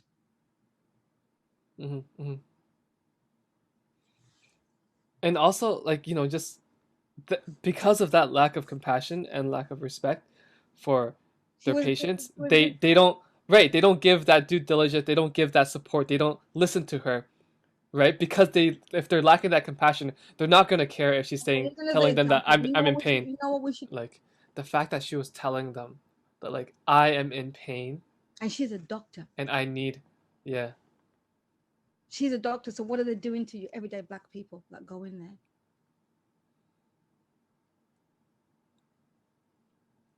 I posted online and I said to everyone, just inundate them with emails so they can't do their job. Close it down. That's one way you can close them down. They can't do their job because they can't, like the bills and all that stuff are coming, whatever, they're going to send things out to people or whatever, or meetings and stuff. If you inundate them with lots of emails saying, well, we'll fire the man, fire the man, fire the man, fire the, you know, fire, what's his name? Dr. Bannock. I can't even say doctor. Fire Bannock. Dennis. Oh, Bannock. Yeah. Fire Bannock, fire Bannock, fire Bannock. Right. All these, inundate them with all these emails. Yeah. Right. I would love to see an interview with him, with like having him getting questioned. Yeah. How is he going to explain himself out of this? Right.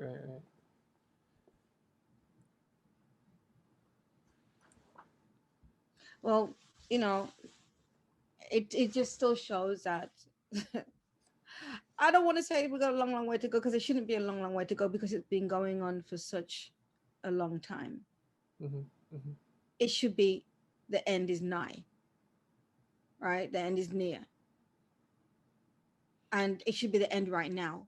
We shouldn't still be fighting to be alive because we're black. Yeah. That, and the thing is, other cultures see it too and just sit by and let it happen as well. Instead of joining together to defeat this, to stop all of this, instead of just thinking, oh well, this is going to happen to me, so if I do this. But is that the moral thing to do? Is that the right thing to do?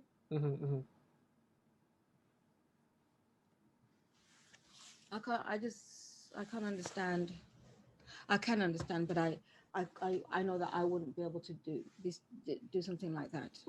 Yeah, I mean, the sad reality is that, like, we do still have to fight, and that it's still, you know, racism still exists. But this, and it's just, yeah.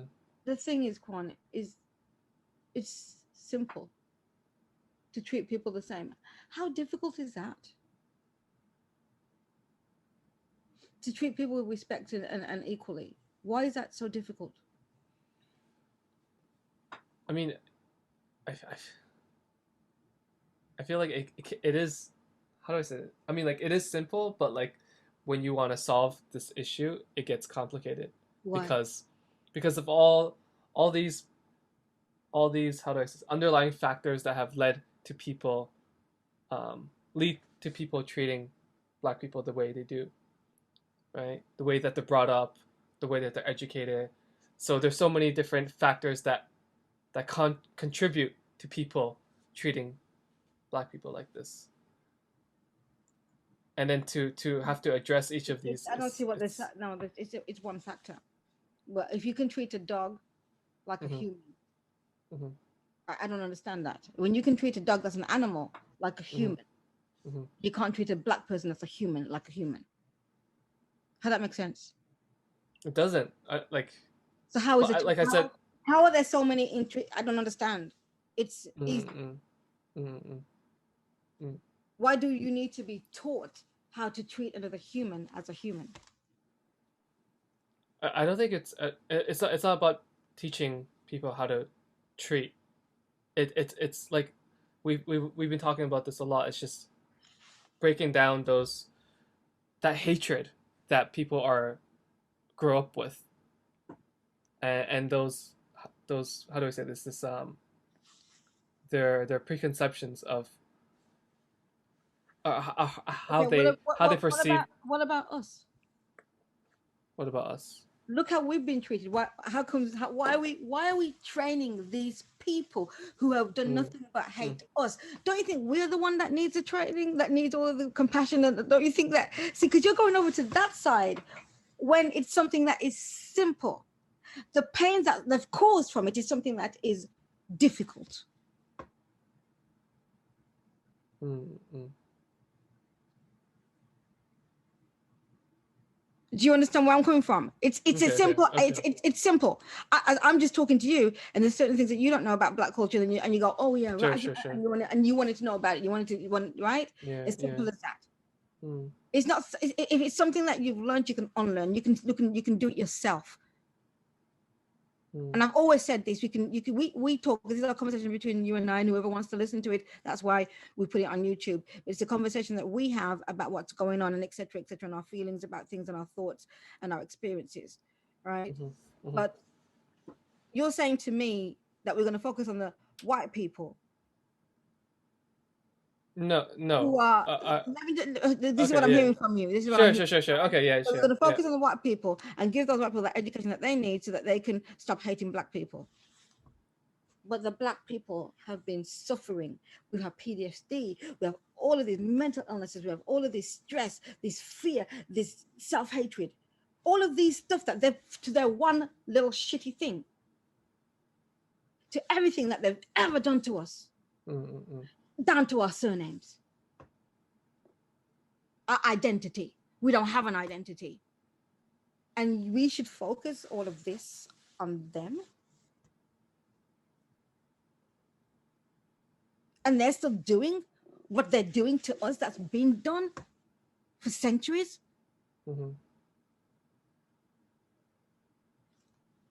Make that make sense to me. So sorry, you're asking me like what exactly you're asking me, like what I think needs to be done. But that's what you just said. But I'm saying this is what I heard from you. I'm sorry. Okay, so that's not what I meant. That we should focus on white people, and educate them. What I do think is that there are many. Okay, so let's just clarify what we're trying to. What's like the question we're trying to answer here? What are you trying to ask me? I mean, like, what are we trying to answer here? What are you trying to question me about? Like, how do we fix this situation? No, because what you just said is that first of all, we've got to focus on the negativeness of white people towards Black people. We need to change it. We need to educate them, because this is what you were focusing on, right? This is what you said to me, and that's okay. Well, to you, why are we focusing on them with all the pain and the hurt and the destruction that they've done to us? Shouldn't we be the focus? Right. So, yeah, let me just clarify what I meant then. So I don't think focus is the right word I want to use, because it's either that we focus on white people and nothing else. No, what I think is that if I'm just going to talk about like the whole issue right now of the way that, the problem of racism and mistreatment towards Black people, all of this just messy situation, then there's so many different things that we can work on, right? And that's one of them is education, right? And like you said, providing that support to Black people, right? And supporting them with their fight against, or like fighting together really against inequality. Do I think that? But my thing but it's simple. You think it's not simple. But it's simple. What is simple? What? To stop hating something that's done nothing. Oh yeah. I mean, you said it. You don't think you said that to stop hating something. Sorry. Go ahead. Or not something. To stop hating people who's done stop nothing. hating people. Is it? Oh, okay. Is it simple? Equality, to be equal. To I said. People equally is a simple. Yeah. Why is it so hard? And you said it's okay. simple because of A, B, C, and D, Oh, right? okay. There's many different things. I'm like, well, I don't agree with Yeah. Okay. Let me think about that. I think. I think it is. It can. I think it can be complicated. I think it can be both. It can be simple and complicated depending on the person, the culture, situation. So, for example, like if you like the idea like to treat everyone equally and respectfully, just like you would do with anyone. It's very simple. It seems very simple, but for some people, if you're imagine you're trying. Okay, imagine you're actually trying to get someone to who hates a certain type of person, whatever that's Palestinians, right? Let's say like I hate Palestinians or I hate black people, right? And I want to change that person, right? I'm talking practically speaking. Like I want that person to treat that like those people equally and respectfully, right? And so if I'm thinking like, oh, it's simple, what does that mean? So do I tell them, hey, hello, start treating Palestinians equally like you do with your own people? Boom. Is that going to fix the problem? Practically speaking, I don't think so. I don't think just telling people it's simple, just start treating people equally, is going to actually change those people and actually erase all that internal psychological hatred and messed up stuff in their head, right? If everybody's changing, aren't you going to follow suit? If everybody's if the whole world yes exactly. So that exactly. So if that happens, then that's going to add fuel to right? If there's a few of you that has this, right? So if the focus is people's if it's a rule, when you do something that's racist, you go to prison. Because you're hurting that person's soul, that person's heart, right? And that person can commit suicide. So then you're a murderer. Now, if the rules and the laws were changed, people, it's as simple as that.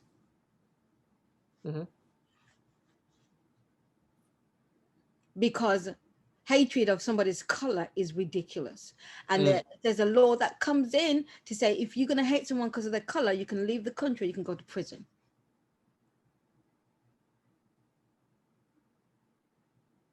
Hatred is a crime. I don't care.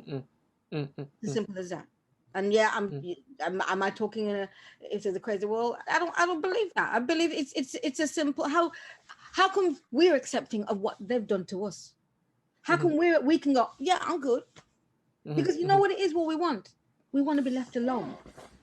And that girl said it. Many of us say it. We just want, we don't. I always say the worst thing that Martin Luther King did, and he even said it before he died, was to integrate. Yeah. Because it was black man, woman, family, poor, right? Then they had more, they owned more things when they were segregated. Right. This kind of makes me, what you're saying makes me think about that Blue Lives video that you sent me, where the guy was talking about how distance breeds fear and proximity breeds something. What was it? I forgot. But it doesn't matter. It's still, there's no distance, and it still breeds fear. So how does that make sense, right? There's still no real distance, but right? Yeah. There's still no real distancing, right? But it still breeds fear. Well, actually, I mean, you can't. And the only fear that it breeds is when the white men came into the communities. The only fear. What in what record do you have of black men going into white communities and burning them down? Right? White people put into people's heads, even into yours, about how black people are vicious and violent. When you look into history, you find out who is the vicious one, and you find out who is the violent one, and it ain't us. How many black communities, how many black people have they murdered and killed and raped? And I'm talking like in the 21st century, right? Right. And then you're trying to, You're saying to me, it breathes, but the only people that's breathing it is them. Go back and look into how many communities that they took from black people, they burnt down because of jealousy, because they're prosperous. And they created stories because that's who they are. Mm. And they still continue to create stories.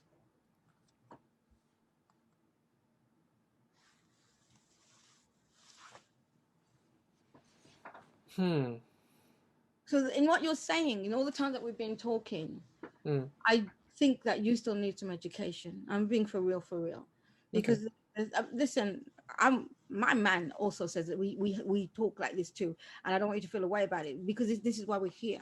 When how you're talking is like you're saying that, you know, yeah, it's difficult, but why do you hate black people?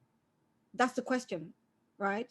For they have no real reason to hate us, only because we're black. How is that something that you need to change because of a color? That's ridiculous. It's ridiculous. I don't like you because you're black. I don't like you because you're a tannish color. How does that sound? Yeah, no, I think it's ridiculous that you could. I mean, okay, so then let it be ridiculous. Yeah. Do you understand where I'm coming from? So let it be ridiculous, because it is ridiculous. And if we let it be ridiculous, then it will stop, because it's ridiculous. And they're saying, let's help them. But look at my community, and we're still saying, yeah, we're good with that. And we're the community that they've been damaging all this time, even now, even today. Yeah. And everybody always wants us to go, okay, all right. No one thinks about us, about what they've put us through. As our children, as a child, do you even think about that? And we don't think like them.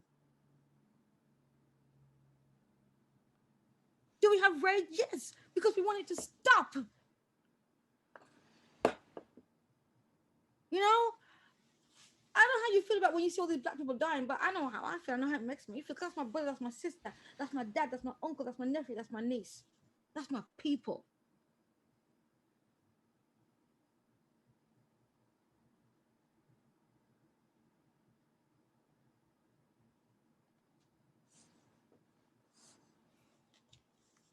Take a look at what we've gone through first before we start saying about white people need to educate themselves. And what about us? And this is why I say to you, I'm not educating anybody, because we've gone through a lot. And no one wants to say anything about, oh, let's educate black people. Let's do it, right? No one said anything about us, because we're not the ones that hate.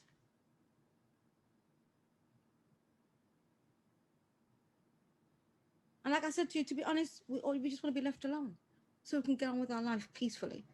We just want to live. You're asking a black person, we just want to live, and we want to be left alone so that we can live. When you see on TV, who you see coming, it's a white person coming to us. I ain't saying that some black people that do bad things, but there's some white people that do bad things, there's some Asian people that do bad things. All over the world, there's good and bad in every color, creed, etc. Yeah. So what we want is what everybody wants, to be left alone, just so we can just live our life. And white people can't seem to do that.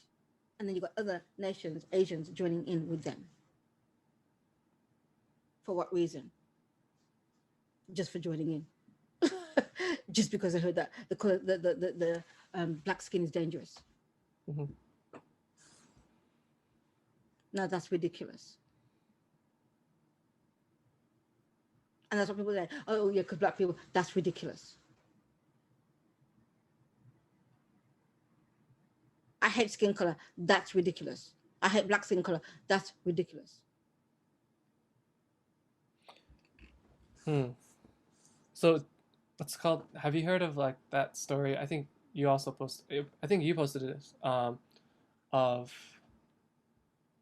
the family in America eating at a restaurant called Buffalo Wings or something. I don't remember the name of the restaurant. Is that where they arrested? I don't know, but basically, yeah, the guy didn't want to made a complaint or like a request to the staff saying that they didn't want to sit next to a family, so that they requested that family move. That person didn't want to sit next to a black person, like a black family, right? And I'm just thinking, you know, like that, I mean, that's ridiculous. That's racist. He's racist. And that's what but if you're, that's what the restaurant should have said. That's yeah, ridiculous. yeah. And if you do that to people all the time, what, they're either going to leave the country or they're going to change. And that's a good example. But the restaurant didn't. It accommodated that white man. Yeah. So this exists because it's accommodated. Yeah. Not because any education. It's accommodated everywhere. So let's be real. Let's be absolutely real about what this is. It's not education. It's because they're comfortable and they can do it.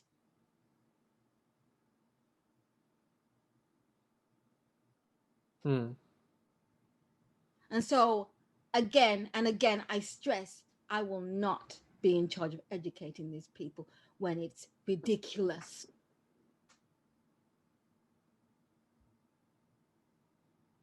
To hate another human being based on the color of their skin. That's a really good point. I really like that. You know, just the fact that it's so normal for businesses to want to accommodate to these ridiculous requests. It's not just businesses, it's just people. People accommodate it.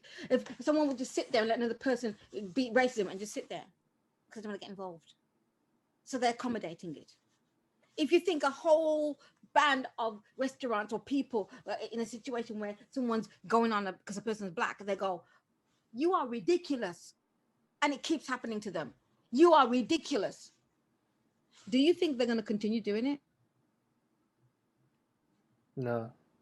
Yeah. When everybody is not on their side, where everybody is not accommodating their ridiculous behavior.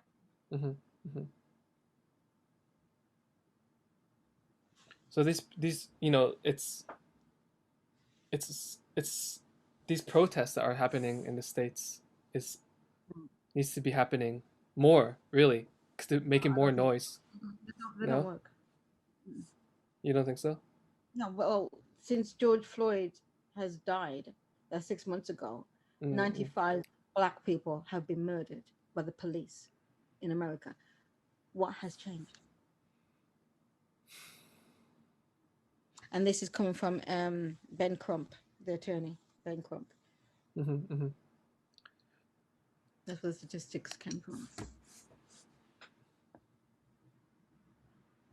But I like what you're saying. You know, it's like when you see racist behavior, you call it out and you just say it. You confront it right there and say that's you know, you don't let it. You don't, how do I say this, like let it pass or what's it called, accommodate it, right? You call it out when it happens, right? So and you say that it's ridiculous, so that, and you do it again and again so that it doesn't happen. But this is something that you should already know. I should have to say this. People should already know this. Yeah. Right. And I know I'm being real. I'm not being tough. I was gonna say no, I'm being for real. Yeah. It's not rocket science. Yeah. Right? To hate another color for the color. Yeah. It's ridiculous. And that's it.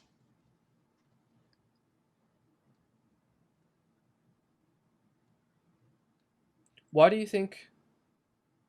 Like let's take that because specific. Of slavery. And they say that, that was my ancestors. We got nothing to do. No. The reason why racism still exists to exist today is because of slavery.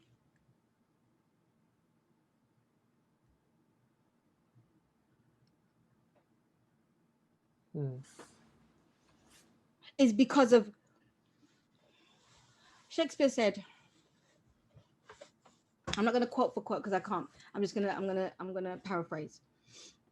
Shakespeare said that when you destroy a man's name or characteristics, that's something that follows them for the rest of their life.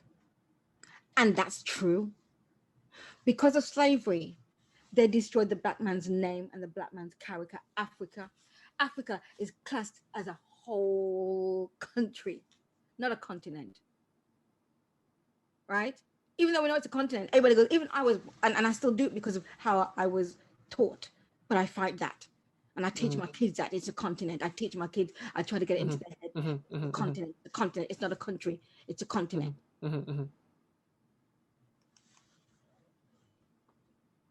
All of these things are because of the past and what the past has said. All of these things like IQ, what do they say about us?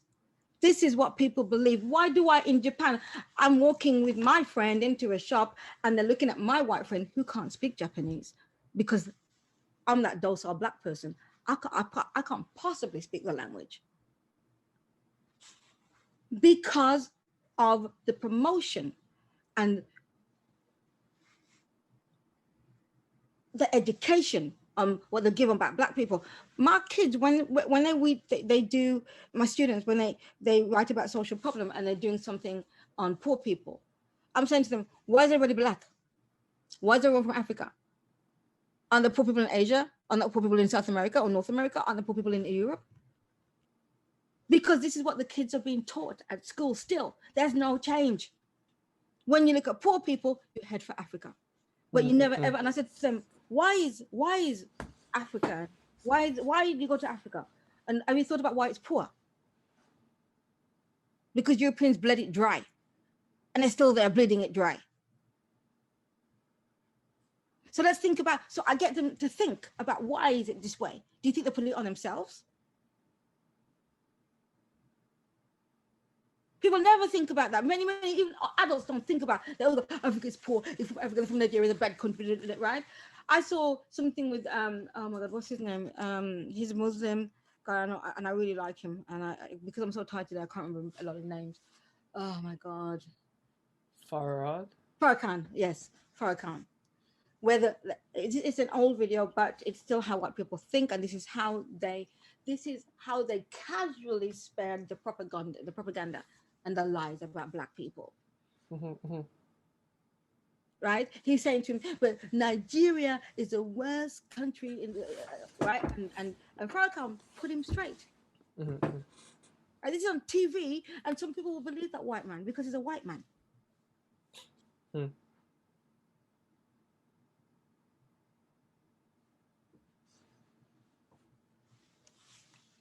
I'm wondering, so like this goes back to, I guess, or this touches on like education. You know, people are getting just misinformation and just the wrong education that's giving them the misconceptions of Africa and black people. I got it too. But you you believe what you want to believe, right? I got the same education as them too, and I was against my own me, my own self, my own people, in a sense, I was against. I didn't like who I was. I hated me. Yeah. And it's a scar that I carry about myself, but not about my people. I have a love of myself, but not enough. It's not enough that I would want it to be, because I still see certain things. But that's because of something that when you have a scar, you carry it forever.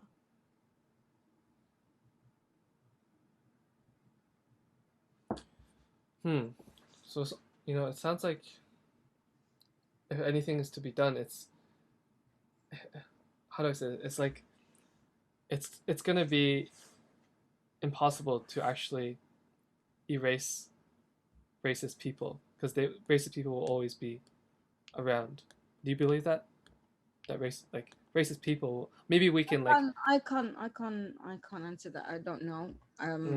In my hearts of hearts, I feel that it's I can't answer, because I want it to be, because it's ridiculous, and it should. But that's the thing. It's like it keeps coming back to it's racism is ridiculous. There's no logical sense for why anyone. So then, Why you would know, it still exist then? Because it's ridiculous. pardon? Why do you still think it's going to be? Why do you think it's that powerful? Why do you think it's so powerful that it will still exist if everyone's saying it's ridiculous? Why do I think it's powerful that it will exist? It will still exist because Um, it must be I so think, powerful. yeah, I think it's a bit of it is just like in human nature is for people to just not like people who are different, or sorry, to not like people who are different to them, right? And then like when you see someone who's like, oh, we're white, you're white, we're in the same group. Yeah, but don't many people change though. Yeah, yeah, no, I mean it's possible to change, but you know, I think unless we are able to, I guess, confront and actually like not like confront our ridiculous conceptions and ideas, then we're just gonna keep believing them because we don't people don't want to know that they're wrong, right? So when people, yeah, when people, My fear about educating white people about our culture. Did you see the other time that we went online and we did it? It was the time before last, I think, where we were reading what white people need to do and stuff, and it was written by white people. yeah, And they obviously got it from black people, but never said it. This is my fear. This is what, because of teeth.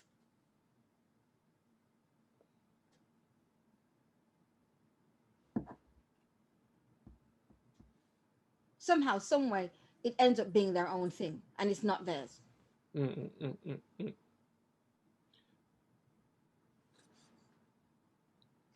So simple, ridiculous. That's it.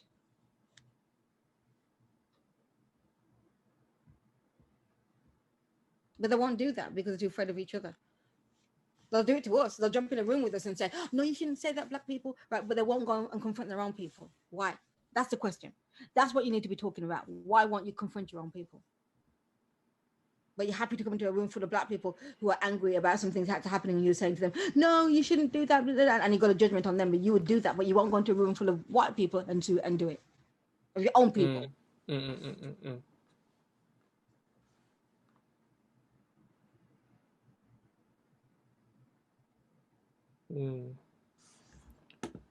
Because they like it how it is.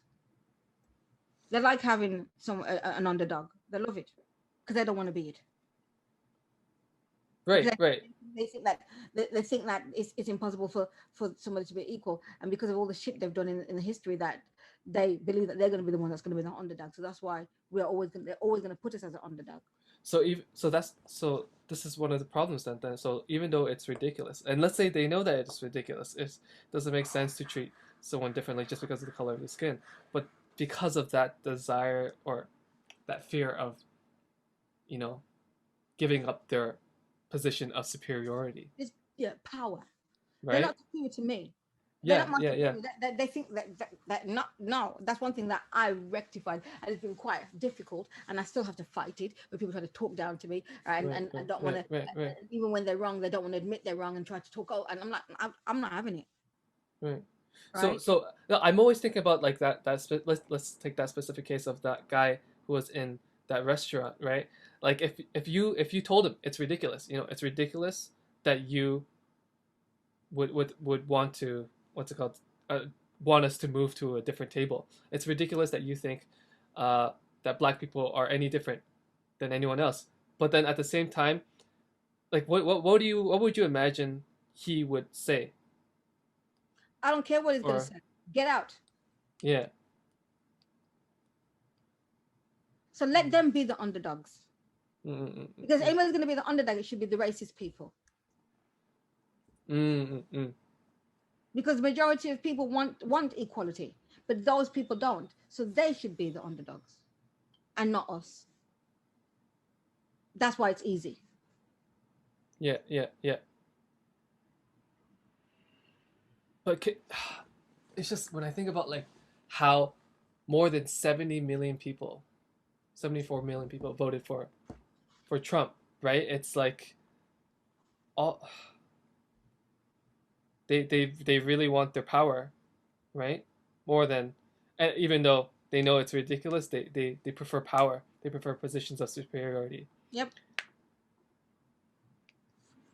Because they And think that if black people get into power, and that's why they always find ways to keep us down, is because they think we're going to do to them what they did to us. When really we don't give a rat's ass. We just want them want to to live, leave us yeah, alone. and you just want to live your life. I mean, I Exactly. don't speak for all black people, but I can't imagine. We're the first people. We don't have that in us. Majority of us Yeah, don't have that in yeah, us. yeah, yeah, yeah. You know, when a black person kills, we feel it when they kill somebody else. Not when they're killed, we feel it. When they kill someone else, we're like, oh my god, right? That's how I feel please don't let it be a black person, because I've heard it, I've seen it. People do it all the time. I go, oh my god, you think it was just you, but it's not. It's we just go, please don't let it be a black person. Please don't let it be a black person. But you don't do that, do you? When there's somebody dead, you don't go, please don't let it be an Asian person. Do you ever do that? No. Well, we do. Yeah. I ain't speaking for all of us, but I've seen it. I've seen people in comedians or people on TV say we do, because we get vilified. All of us get vilified because of that one person's action, right? And not just that, because the only way I could hurt another person is if they killed my child, and Yeah, that would be it would be an out of body experience, I would imagine. Mm-hmm. Or one of my loved ones for no reason at all. Mm-hmm. You know, it's interesting that, like, or not interesting. It's frustrating to see so many of these incidents, like, you know, when in businesses, and they try to cover it up or make excuses by falling back to like policies, for example. Like, for example, you remember, you know, that restaurant where they denied service to a black family because of the shoes he was wearing.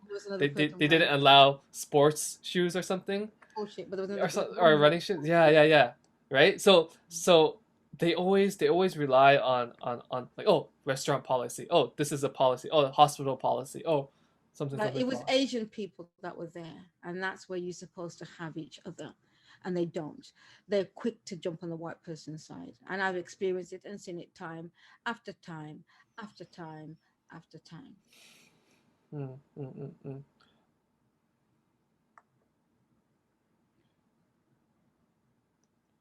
Yeah, no. Even though, like you know, like we've been saying, it's like your goal, your job here is not to educate, but you know, obviously I'm being educated, and I think what you're like, I'm just glad because we're having a discussion. Yeah, and I think I like the thing is that I like our discussions, and again, when I talk about things, it helps me to release anguish that I have, that hurt and that pain. Sure.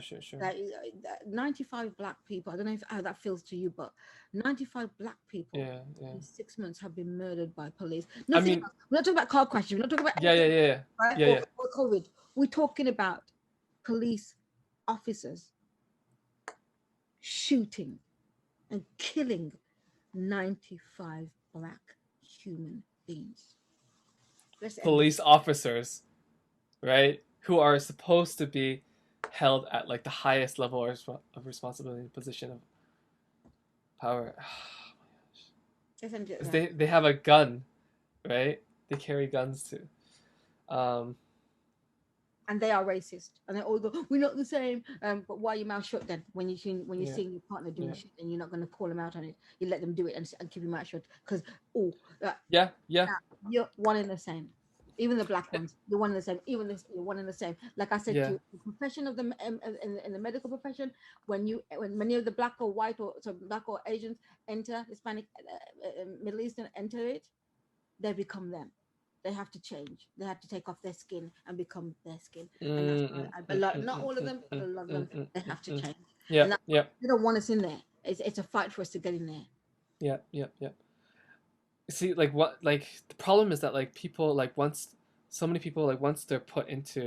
given orders, they get tunnel vision, right? It's like, okay, we have to go in and arrest this person, whatever. Okay, so that's all they're thinking about. They're just thinking about like, and like they don't care about like how they treat that person. If like for example, that case of the woman who was naked, where the cops went in, they're just like, I'm here to do my job and to find whatever this criminal or whatever. Let me tell you a story. Yeah. All right. You're a Chinese person working in Asia, Yeah. Yeah. right? And I'm Yeah. a black person, a black woman working in Japan. In Japan, both of us are. Yeah. Yeah. Yeah. Yeah. I worked at this school where there was this teacher. He was a bully to everybody, and they just accepted it. Okay. They were Okay. afraid of him. They were Who bullied. was a bully? The teacher, This the was Japanese, a Japan. A Jap. Okay. Okay. right? And they just accepted it, and like, right. And of course, I'm an outsider, right? Because I'm here. I was on the phone. You called him up. And I called him on it. Yeah. It wasn't in front of all the school, but Okay. Okay. the teacher and another student, because he railed at me, and I asked him who he think he was talking to. Oh wow. I said, who do you think you're talking to? He railed at you for calling. Yeah, because that's what he did to them. And I went to him, who do you think you're talking to? Who were there? Who do you think you're talking to? Yeah. I said, if I did anything wrong, there's a way that you can talk to me, but you ain't gonna talk to me like that. Yeah. Oh, so he went off. Oh my gosh. Are you 4 years old? Who are you banging your hands on the table to? Are you 4? And so the other teacher and the student were like, because he did it in front of the students. So I'm like, okay. Oh, what? Yeah. I said, you want to be? Oh. You want to be embarrassed? What? No. Oh my gosh. Okay, keep going. And you could see the teacher. I could hear the teachers man go, oh my god, I can't wait to tell everybody. You could hear the teachers around. He's like going, and they couldn't believe it. And I didn't do it for show. I did it so this man will know. You may feel happy about doing it with everybody else. Yeah. But you ain't gonna work with me. So what exactly did you do? What did you? What do you mean? You called you. So you're just. I said. I just told you. I said, who do you think you're talking to? Okay. Who do you think and I said it twice or 3 times, and I said, you're banging your hand on the table like you're a 4-year-old. Are you 4? Is that going to work? Is that how it's going to work? Because you want to get your way and you want to be heard. Is that how you do it now? Right. And when I can't remember everything, it's quite a while back. Sure. When I finished, he said, sorry. That's what he did. When you stand up to people are afraid, but when you stand up to bullies,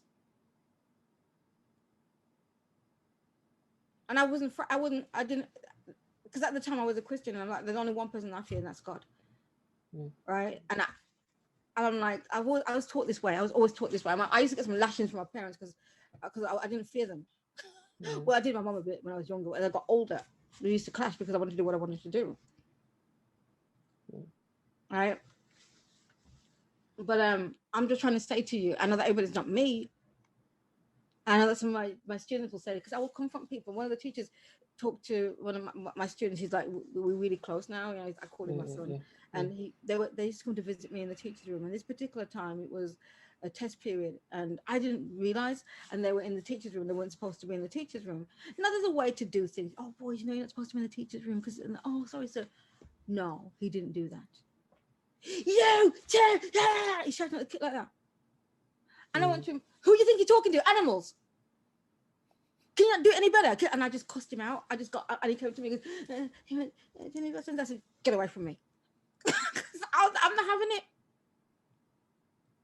There's a way to do things, and because you're a teacher doesn't mean that it doesn't mean you got power to talk to disrespect people. Yeah. So we talk about police, but we talk teachers too. They have that power, black, white, Asian. Yeah. Right, and they misuse that power. Oh, absolutely. I worked. When people let them get away with it, they will continue to behave that way.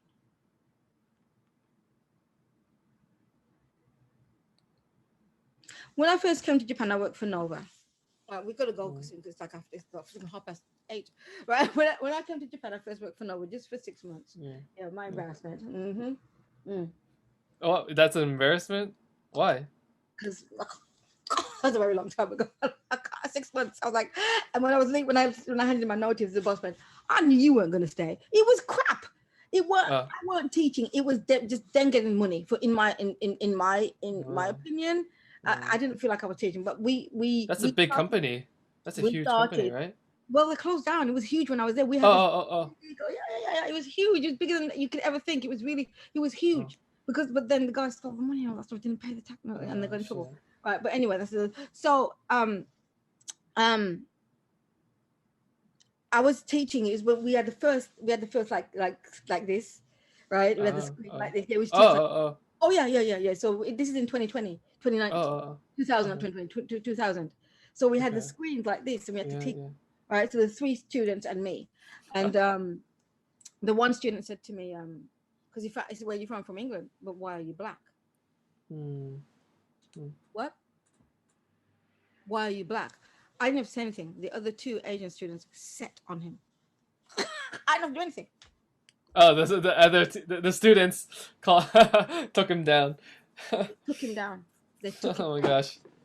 Oh and my that gosh. didn't happen as much as it did. You know what I mean? And that was something that I remembered because they weren't having it.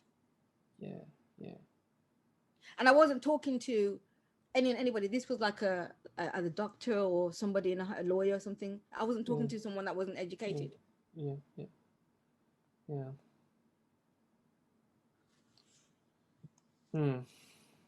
So I want to end it on this. I just wanted to add, like, I was just like, this, how do I say it? This past hour that we've been discussing,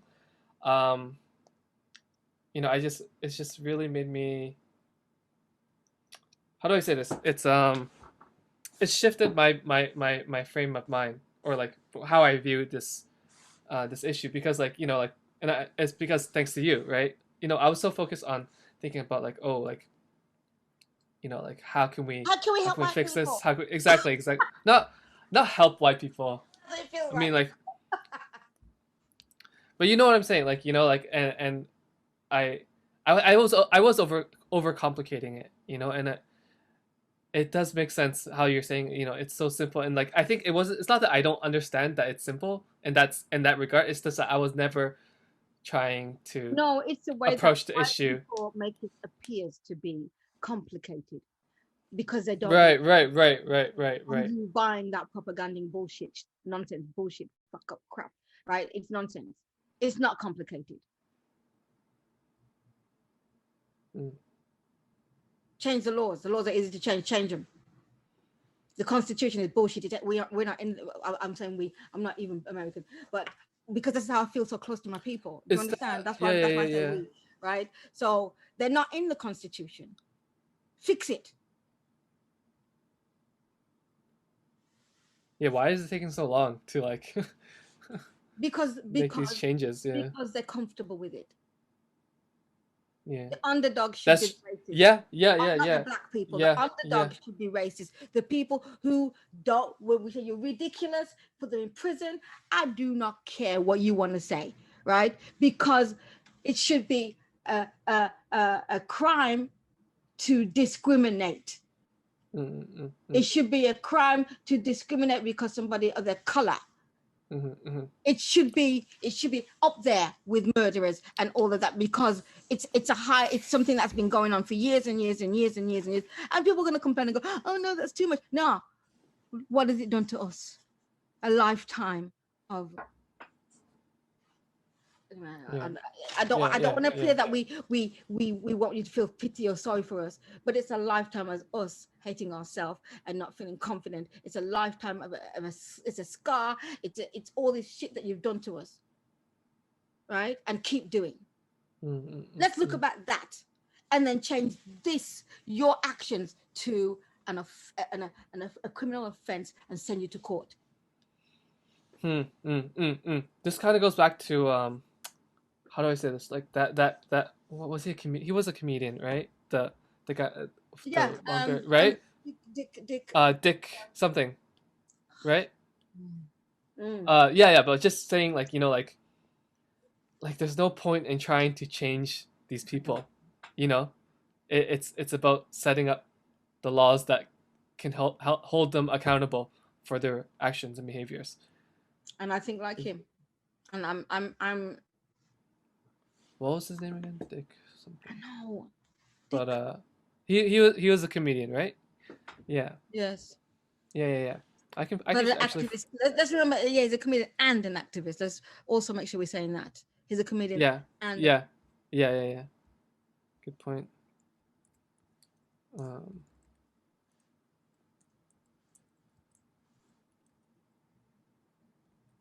I can't remember his name. Dick. How to Change a Bad Cop, right? I can find his name real quick because I have. But I should know his name. Well, I know I'm tired. Yeah, we've been talking for a while. There was. We need to go soon.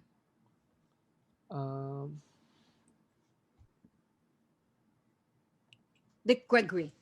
Dick Gregory. I Okay. beat ya. I beat. I was trying to find it. Yeah, Yeah. I opened the link. No, I found it. I couldn't remember. I couldn't remember his name. He's got two first names. Yeah. Dick Gregory. Yeah.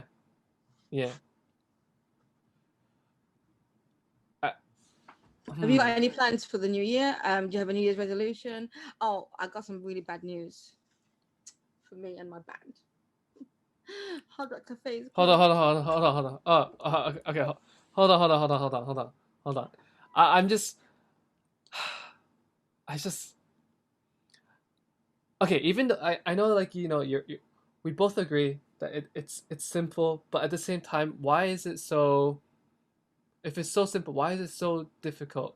Or not difficult, but why is it so? To be the underdogs. Let me tell you something. You don't know something about us black people. Mm-mm. We're quite intelligent. They make people, white people, convince other people that we're not, right? Yeah. We put our mind to stuff, right? We're blessed. Yeah. We're also blessed like everybody else. But the reason why I think like this is because we've come through slavery with nothing. Right? I've got a master's. There's doctors out there, with people with PhDs out there. We come through slavery with nothing. You didn't come through slavery. Right? We did. With nothing, not being able to read or write, nothing. Not even the mule in Jamaica. England said, okay, we give you the country. We had nothing.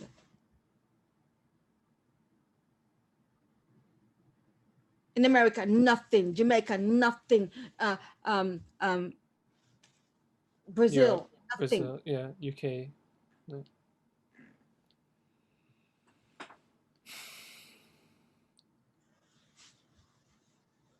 Okay, sorry. They didn't want us to have anything, but we strive and we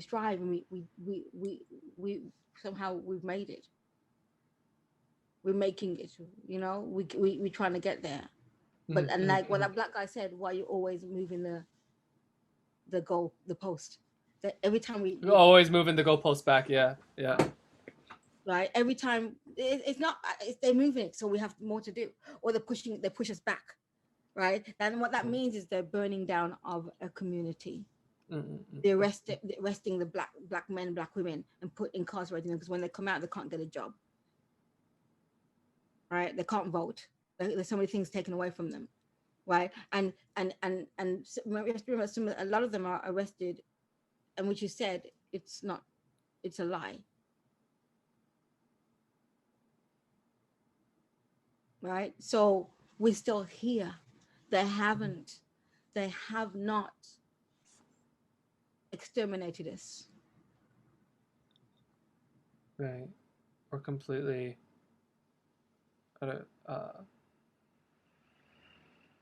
I can't find my words.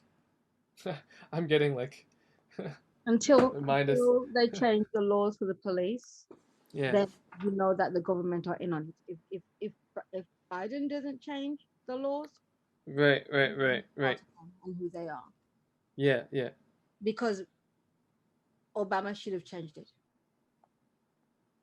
And I'm not sure whether because when he was in power, I know that the Senate was Republican, so it was very difficult for him to make any rules because they were Republican and they kept kicking out a lot of the stuff that he wanted. Yeah. I would even say that, like, like what you're saying about the laws is like make it so that whatever if you're telling customers to move tables because of their skin color, that's arrest a blood clot. Yeah, arrest, exactly. So therefore their life is ruined. That just should not be tolerated. Yeah.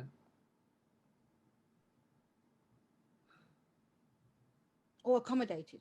They accommodate them all the time, and it should not be accommodated. And that's why you see them go off, because they're accommodated and they get away with it. They're entitled. How can you have a woman on a man? I think I told you this story before. When I was coming home, this woman, a French woman, white woman, said to me, could you change seats with my husband? She thinks do I look stupid to her? And I went, where is he sitting? Because she thinks I'm going to go, yeah. And then go, oh, you already said yeah. Right. I was like, where's he sitting? He's sitting behind me in the middle seat. And I had a window seat. Are you mad? So what she decided to do was make me and the Japanese woman on the end uncomfortable by going like this because she's in the middle. And honest to God, she intentionally went out of her way to try to, because she was angry because we both said no. Who's going to say yes to sit in the middle? So the Japanese woman had the aisle seat and I had the window seat, and she wanted her husband to sit next to her on the plane. And asked, but he was sitting in the middle seat behind us. And I went, no. Yeah, no. This is my seat. Because she's entitled, she's angry. Karen. I said to the Japanese girl, so she went to the toilet and I went to the toilet. We were talking in Japanese. And I said to her, is she making you feel uncomfortable? And she went, yes. Oh, not just me. And she went, no. She keeps doing this and that. I said, well, let's get her back. Nice. Because her husband was there behind us in the seat. I don't know whether they speak Japanese or not, but we talked in Japanese, and we made a plan that whenever she does it, we do it back. And she stopped because we just did it back. Right, this back to her, and she's like, we just did it back because I thought it was me being paranoid, right? Because you know, because you can't. Who's gonna do that? Do you ever? Who's gonna do that? But she was doing it for both of us. I'm wondering, like, I mean, wouldn't they flight attendants? Do you ever feel like you need to have to explain yourself, or you're just like, I'm not gonna explain myself. I'm just gonna, like, in that situation, for example. What you mean, like in that situation? I guess in general, like, I didn't call the flight attendant because I didn't feel that I was gonna be supported. I felt like she was gonna have the woman because they're white. I didn't feel that I was gonna have her back, so there's no point. So we had to deal with it ourselves. Both me and the woman, we came to an agreement. Me and the Japanese woman, we had to come to an agreement, and we decided that we're gonna take it into our own hands until she stopped. I don't know why the Japanese woman didn't say anything. I know why I didn't say anything, because I didn't feel that. I felt it was a white woman against a black woman who's gonna get the support, and gonna be me. I could have been wrong, but that's how I felt. Okay. All right, Jay. I think it's time. So I want to say to you, did you already stop the thing? No, it's been recording this whole time. Oh God, yeah, I can see it. Yeah. Can you? So I just want to say to you, you know, this is our seventh month. Yeah. It's our 7th. Or is it 8th? No, it's 7th. It's our 7th. Yeah. I love doing this with you. I'm very passionate, and I love that you question everything. I love that you make scenarios. I love that you play devil advocate sometimes. I love that I can vent and what I speak it's real talk or real talk. As I say to you, that's what I'm just real. That's all I can be is real. Yeah. That's what I love. Yeah. Sorry, keep going. No, because I love it because sometimes I'm just like, God damn it! I'm like, I'm so stupid, or I'm seeing this completely wrong.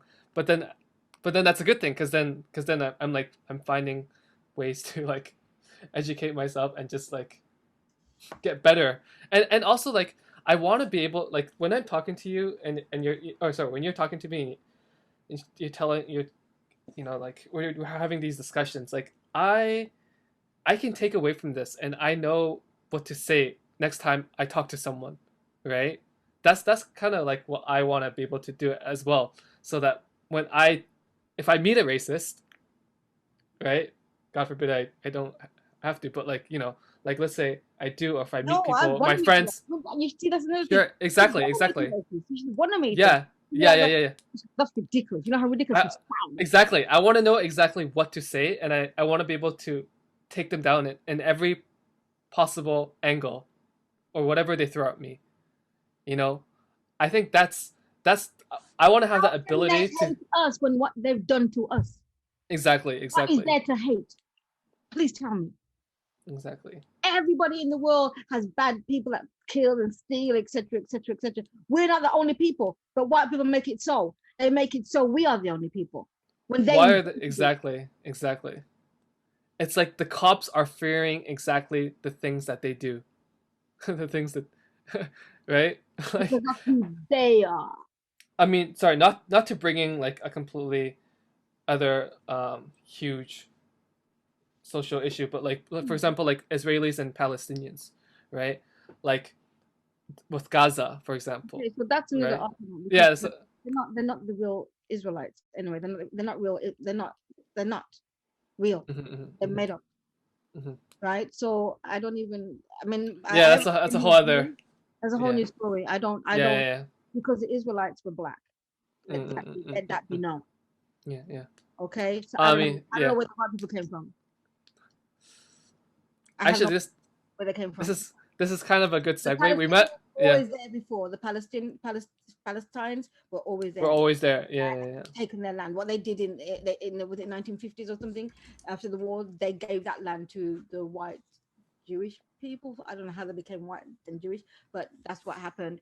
And I'm not being. I'm. You know. I don't. Please, somebody tell me where they came from. I don't know. Right? Because as far as I know, and I was taught that Jewish people were black. So I don't know. This kind of goes back to like the films, right? That you've been sending me with, like, for example, Cleopatra or Black Panther. Yeah. Or sorry, well, Black Panther. No. You know. He's black, but like, for example, like what's her name? Like the woman, Wonder Woman. You know, the girl from, I don't know her name. Gadot. Yeah. Something? Yeah. People being like, you know, saying that she should be portraying Cleopatra, or Rihanna, for example. Yeah. But yeah. Sorry, I don't know what I was getting at, but it's just that, like, yeah, I think, yeah, like you're saying, right? It's so important to understand the history, right? The people who come from those places, and then to realize, you know, like, who are you choosing to represent those people, right? Sorry. No. Yeah, sorry. What were you talking about though before? But that's just all I wanted to say. It's like, yeah, I wanted to wish you important. Why? Yeah, and I hope that we have more, and you know, I think we just get better. Okay. Yeah. I think we get better all the time. The next time we'll definitely talk about. I really want to talk about Black Americans and their attitude towards blacks. It's got to stop because you look stupid too, right? Yeah. So I'm being for real. So, but I just want to say thank you for this opportunity to have. Because I'm not really a talker, and I'm not really. Really? Yeah, I mean, I am, but I'm not like this. Yeah. Like on a platform, and so I sing, but I don't usually. Oh yeah. Okay. I just sing, right? And I'm not that good. I just like to sing. Yeah. Even then, I don't really talk. So that's why I like that we do it as a conversation. I can talk to you, but as if I'm going, you know, that's why we change it back to us. Right. I'm better at just talking to you. Right. Yeah. This way that we're doing it, I like. If people want to watch it, they can watch it if they want. I like that we're doing it because at the same time, I'm getting to know you. You're getting to know me. You're getting to know things. Right. And I'm not here to teach you. I'm just here to just talk. Yeah. And I think it's also like, it's cool. It's like different than just an interview. Right, it's much more personal, so, you know, we're hearing both of our views, and also like you're challenging me, right, all the time, and I'm trying my best to stand on my 2 feet. No, but at the same time, like you probably. This is my image of you panicking. Like this is me inside your head, and this is your head. That's exactly, yeah. No. But honestly, like I said it before, and I'll say it again. Like, yes, I'm very oblivious to a lot of things, and I'm very ignorant, and I'm not afraid to admit that. Yeah, that's And because you've not experienced it, and that's yeah, understandable. and But what you don't do is you don't jump in and go, yeah, but right. exactly, And this is exactly. the difference between you and those other people, right? So you want to know more, you want to learn more, you want to see. But and if I'm having the conversation with and the person, it's okay. We need to go because I'm going to start another long. Right. Yeah. I know what you mean. But I hope that I don't think 2021 is going to get rid of COVID. I think we're going to be here in 2022 talking about COVID. It might get better, but I don't think it's going to be. But I just want to wish you a prosperous new year. And, yeah. And safe.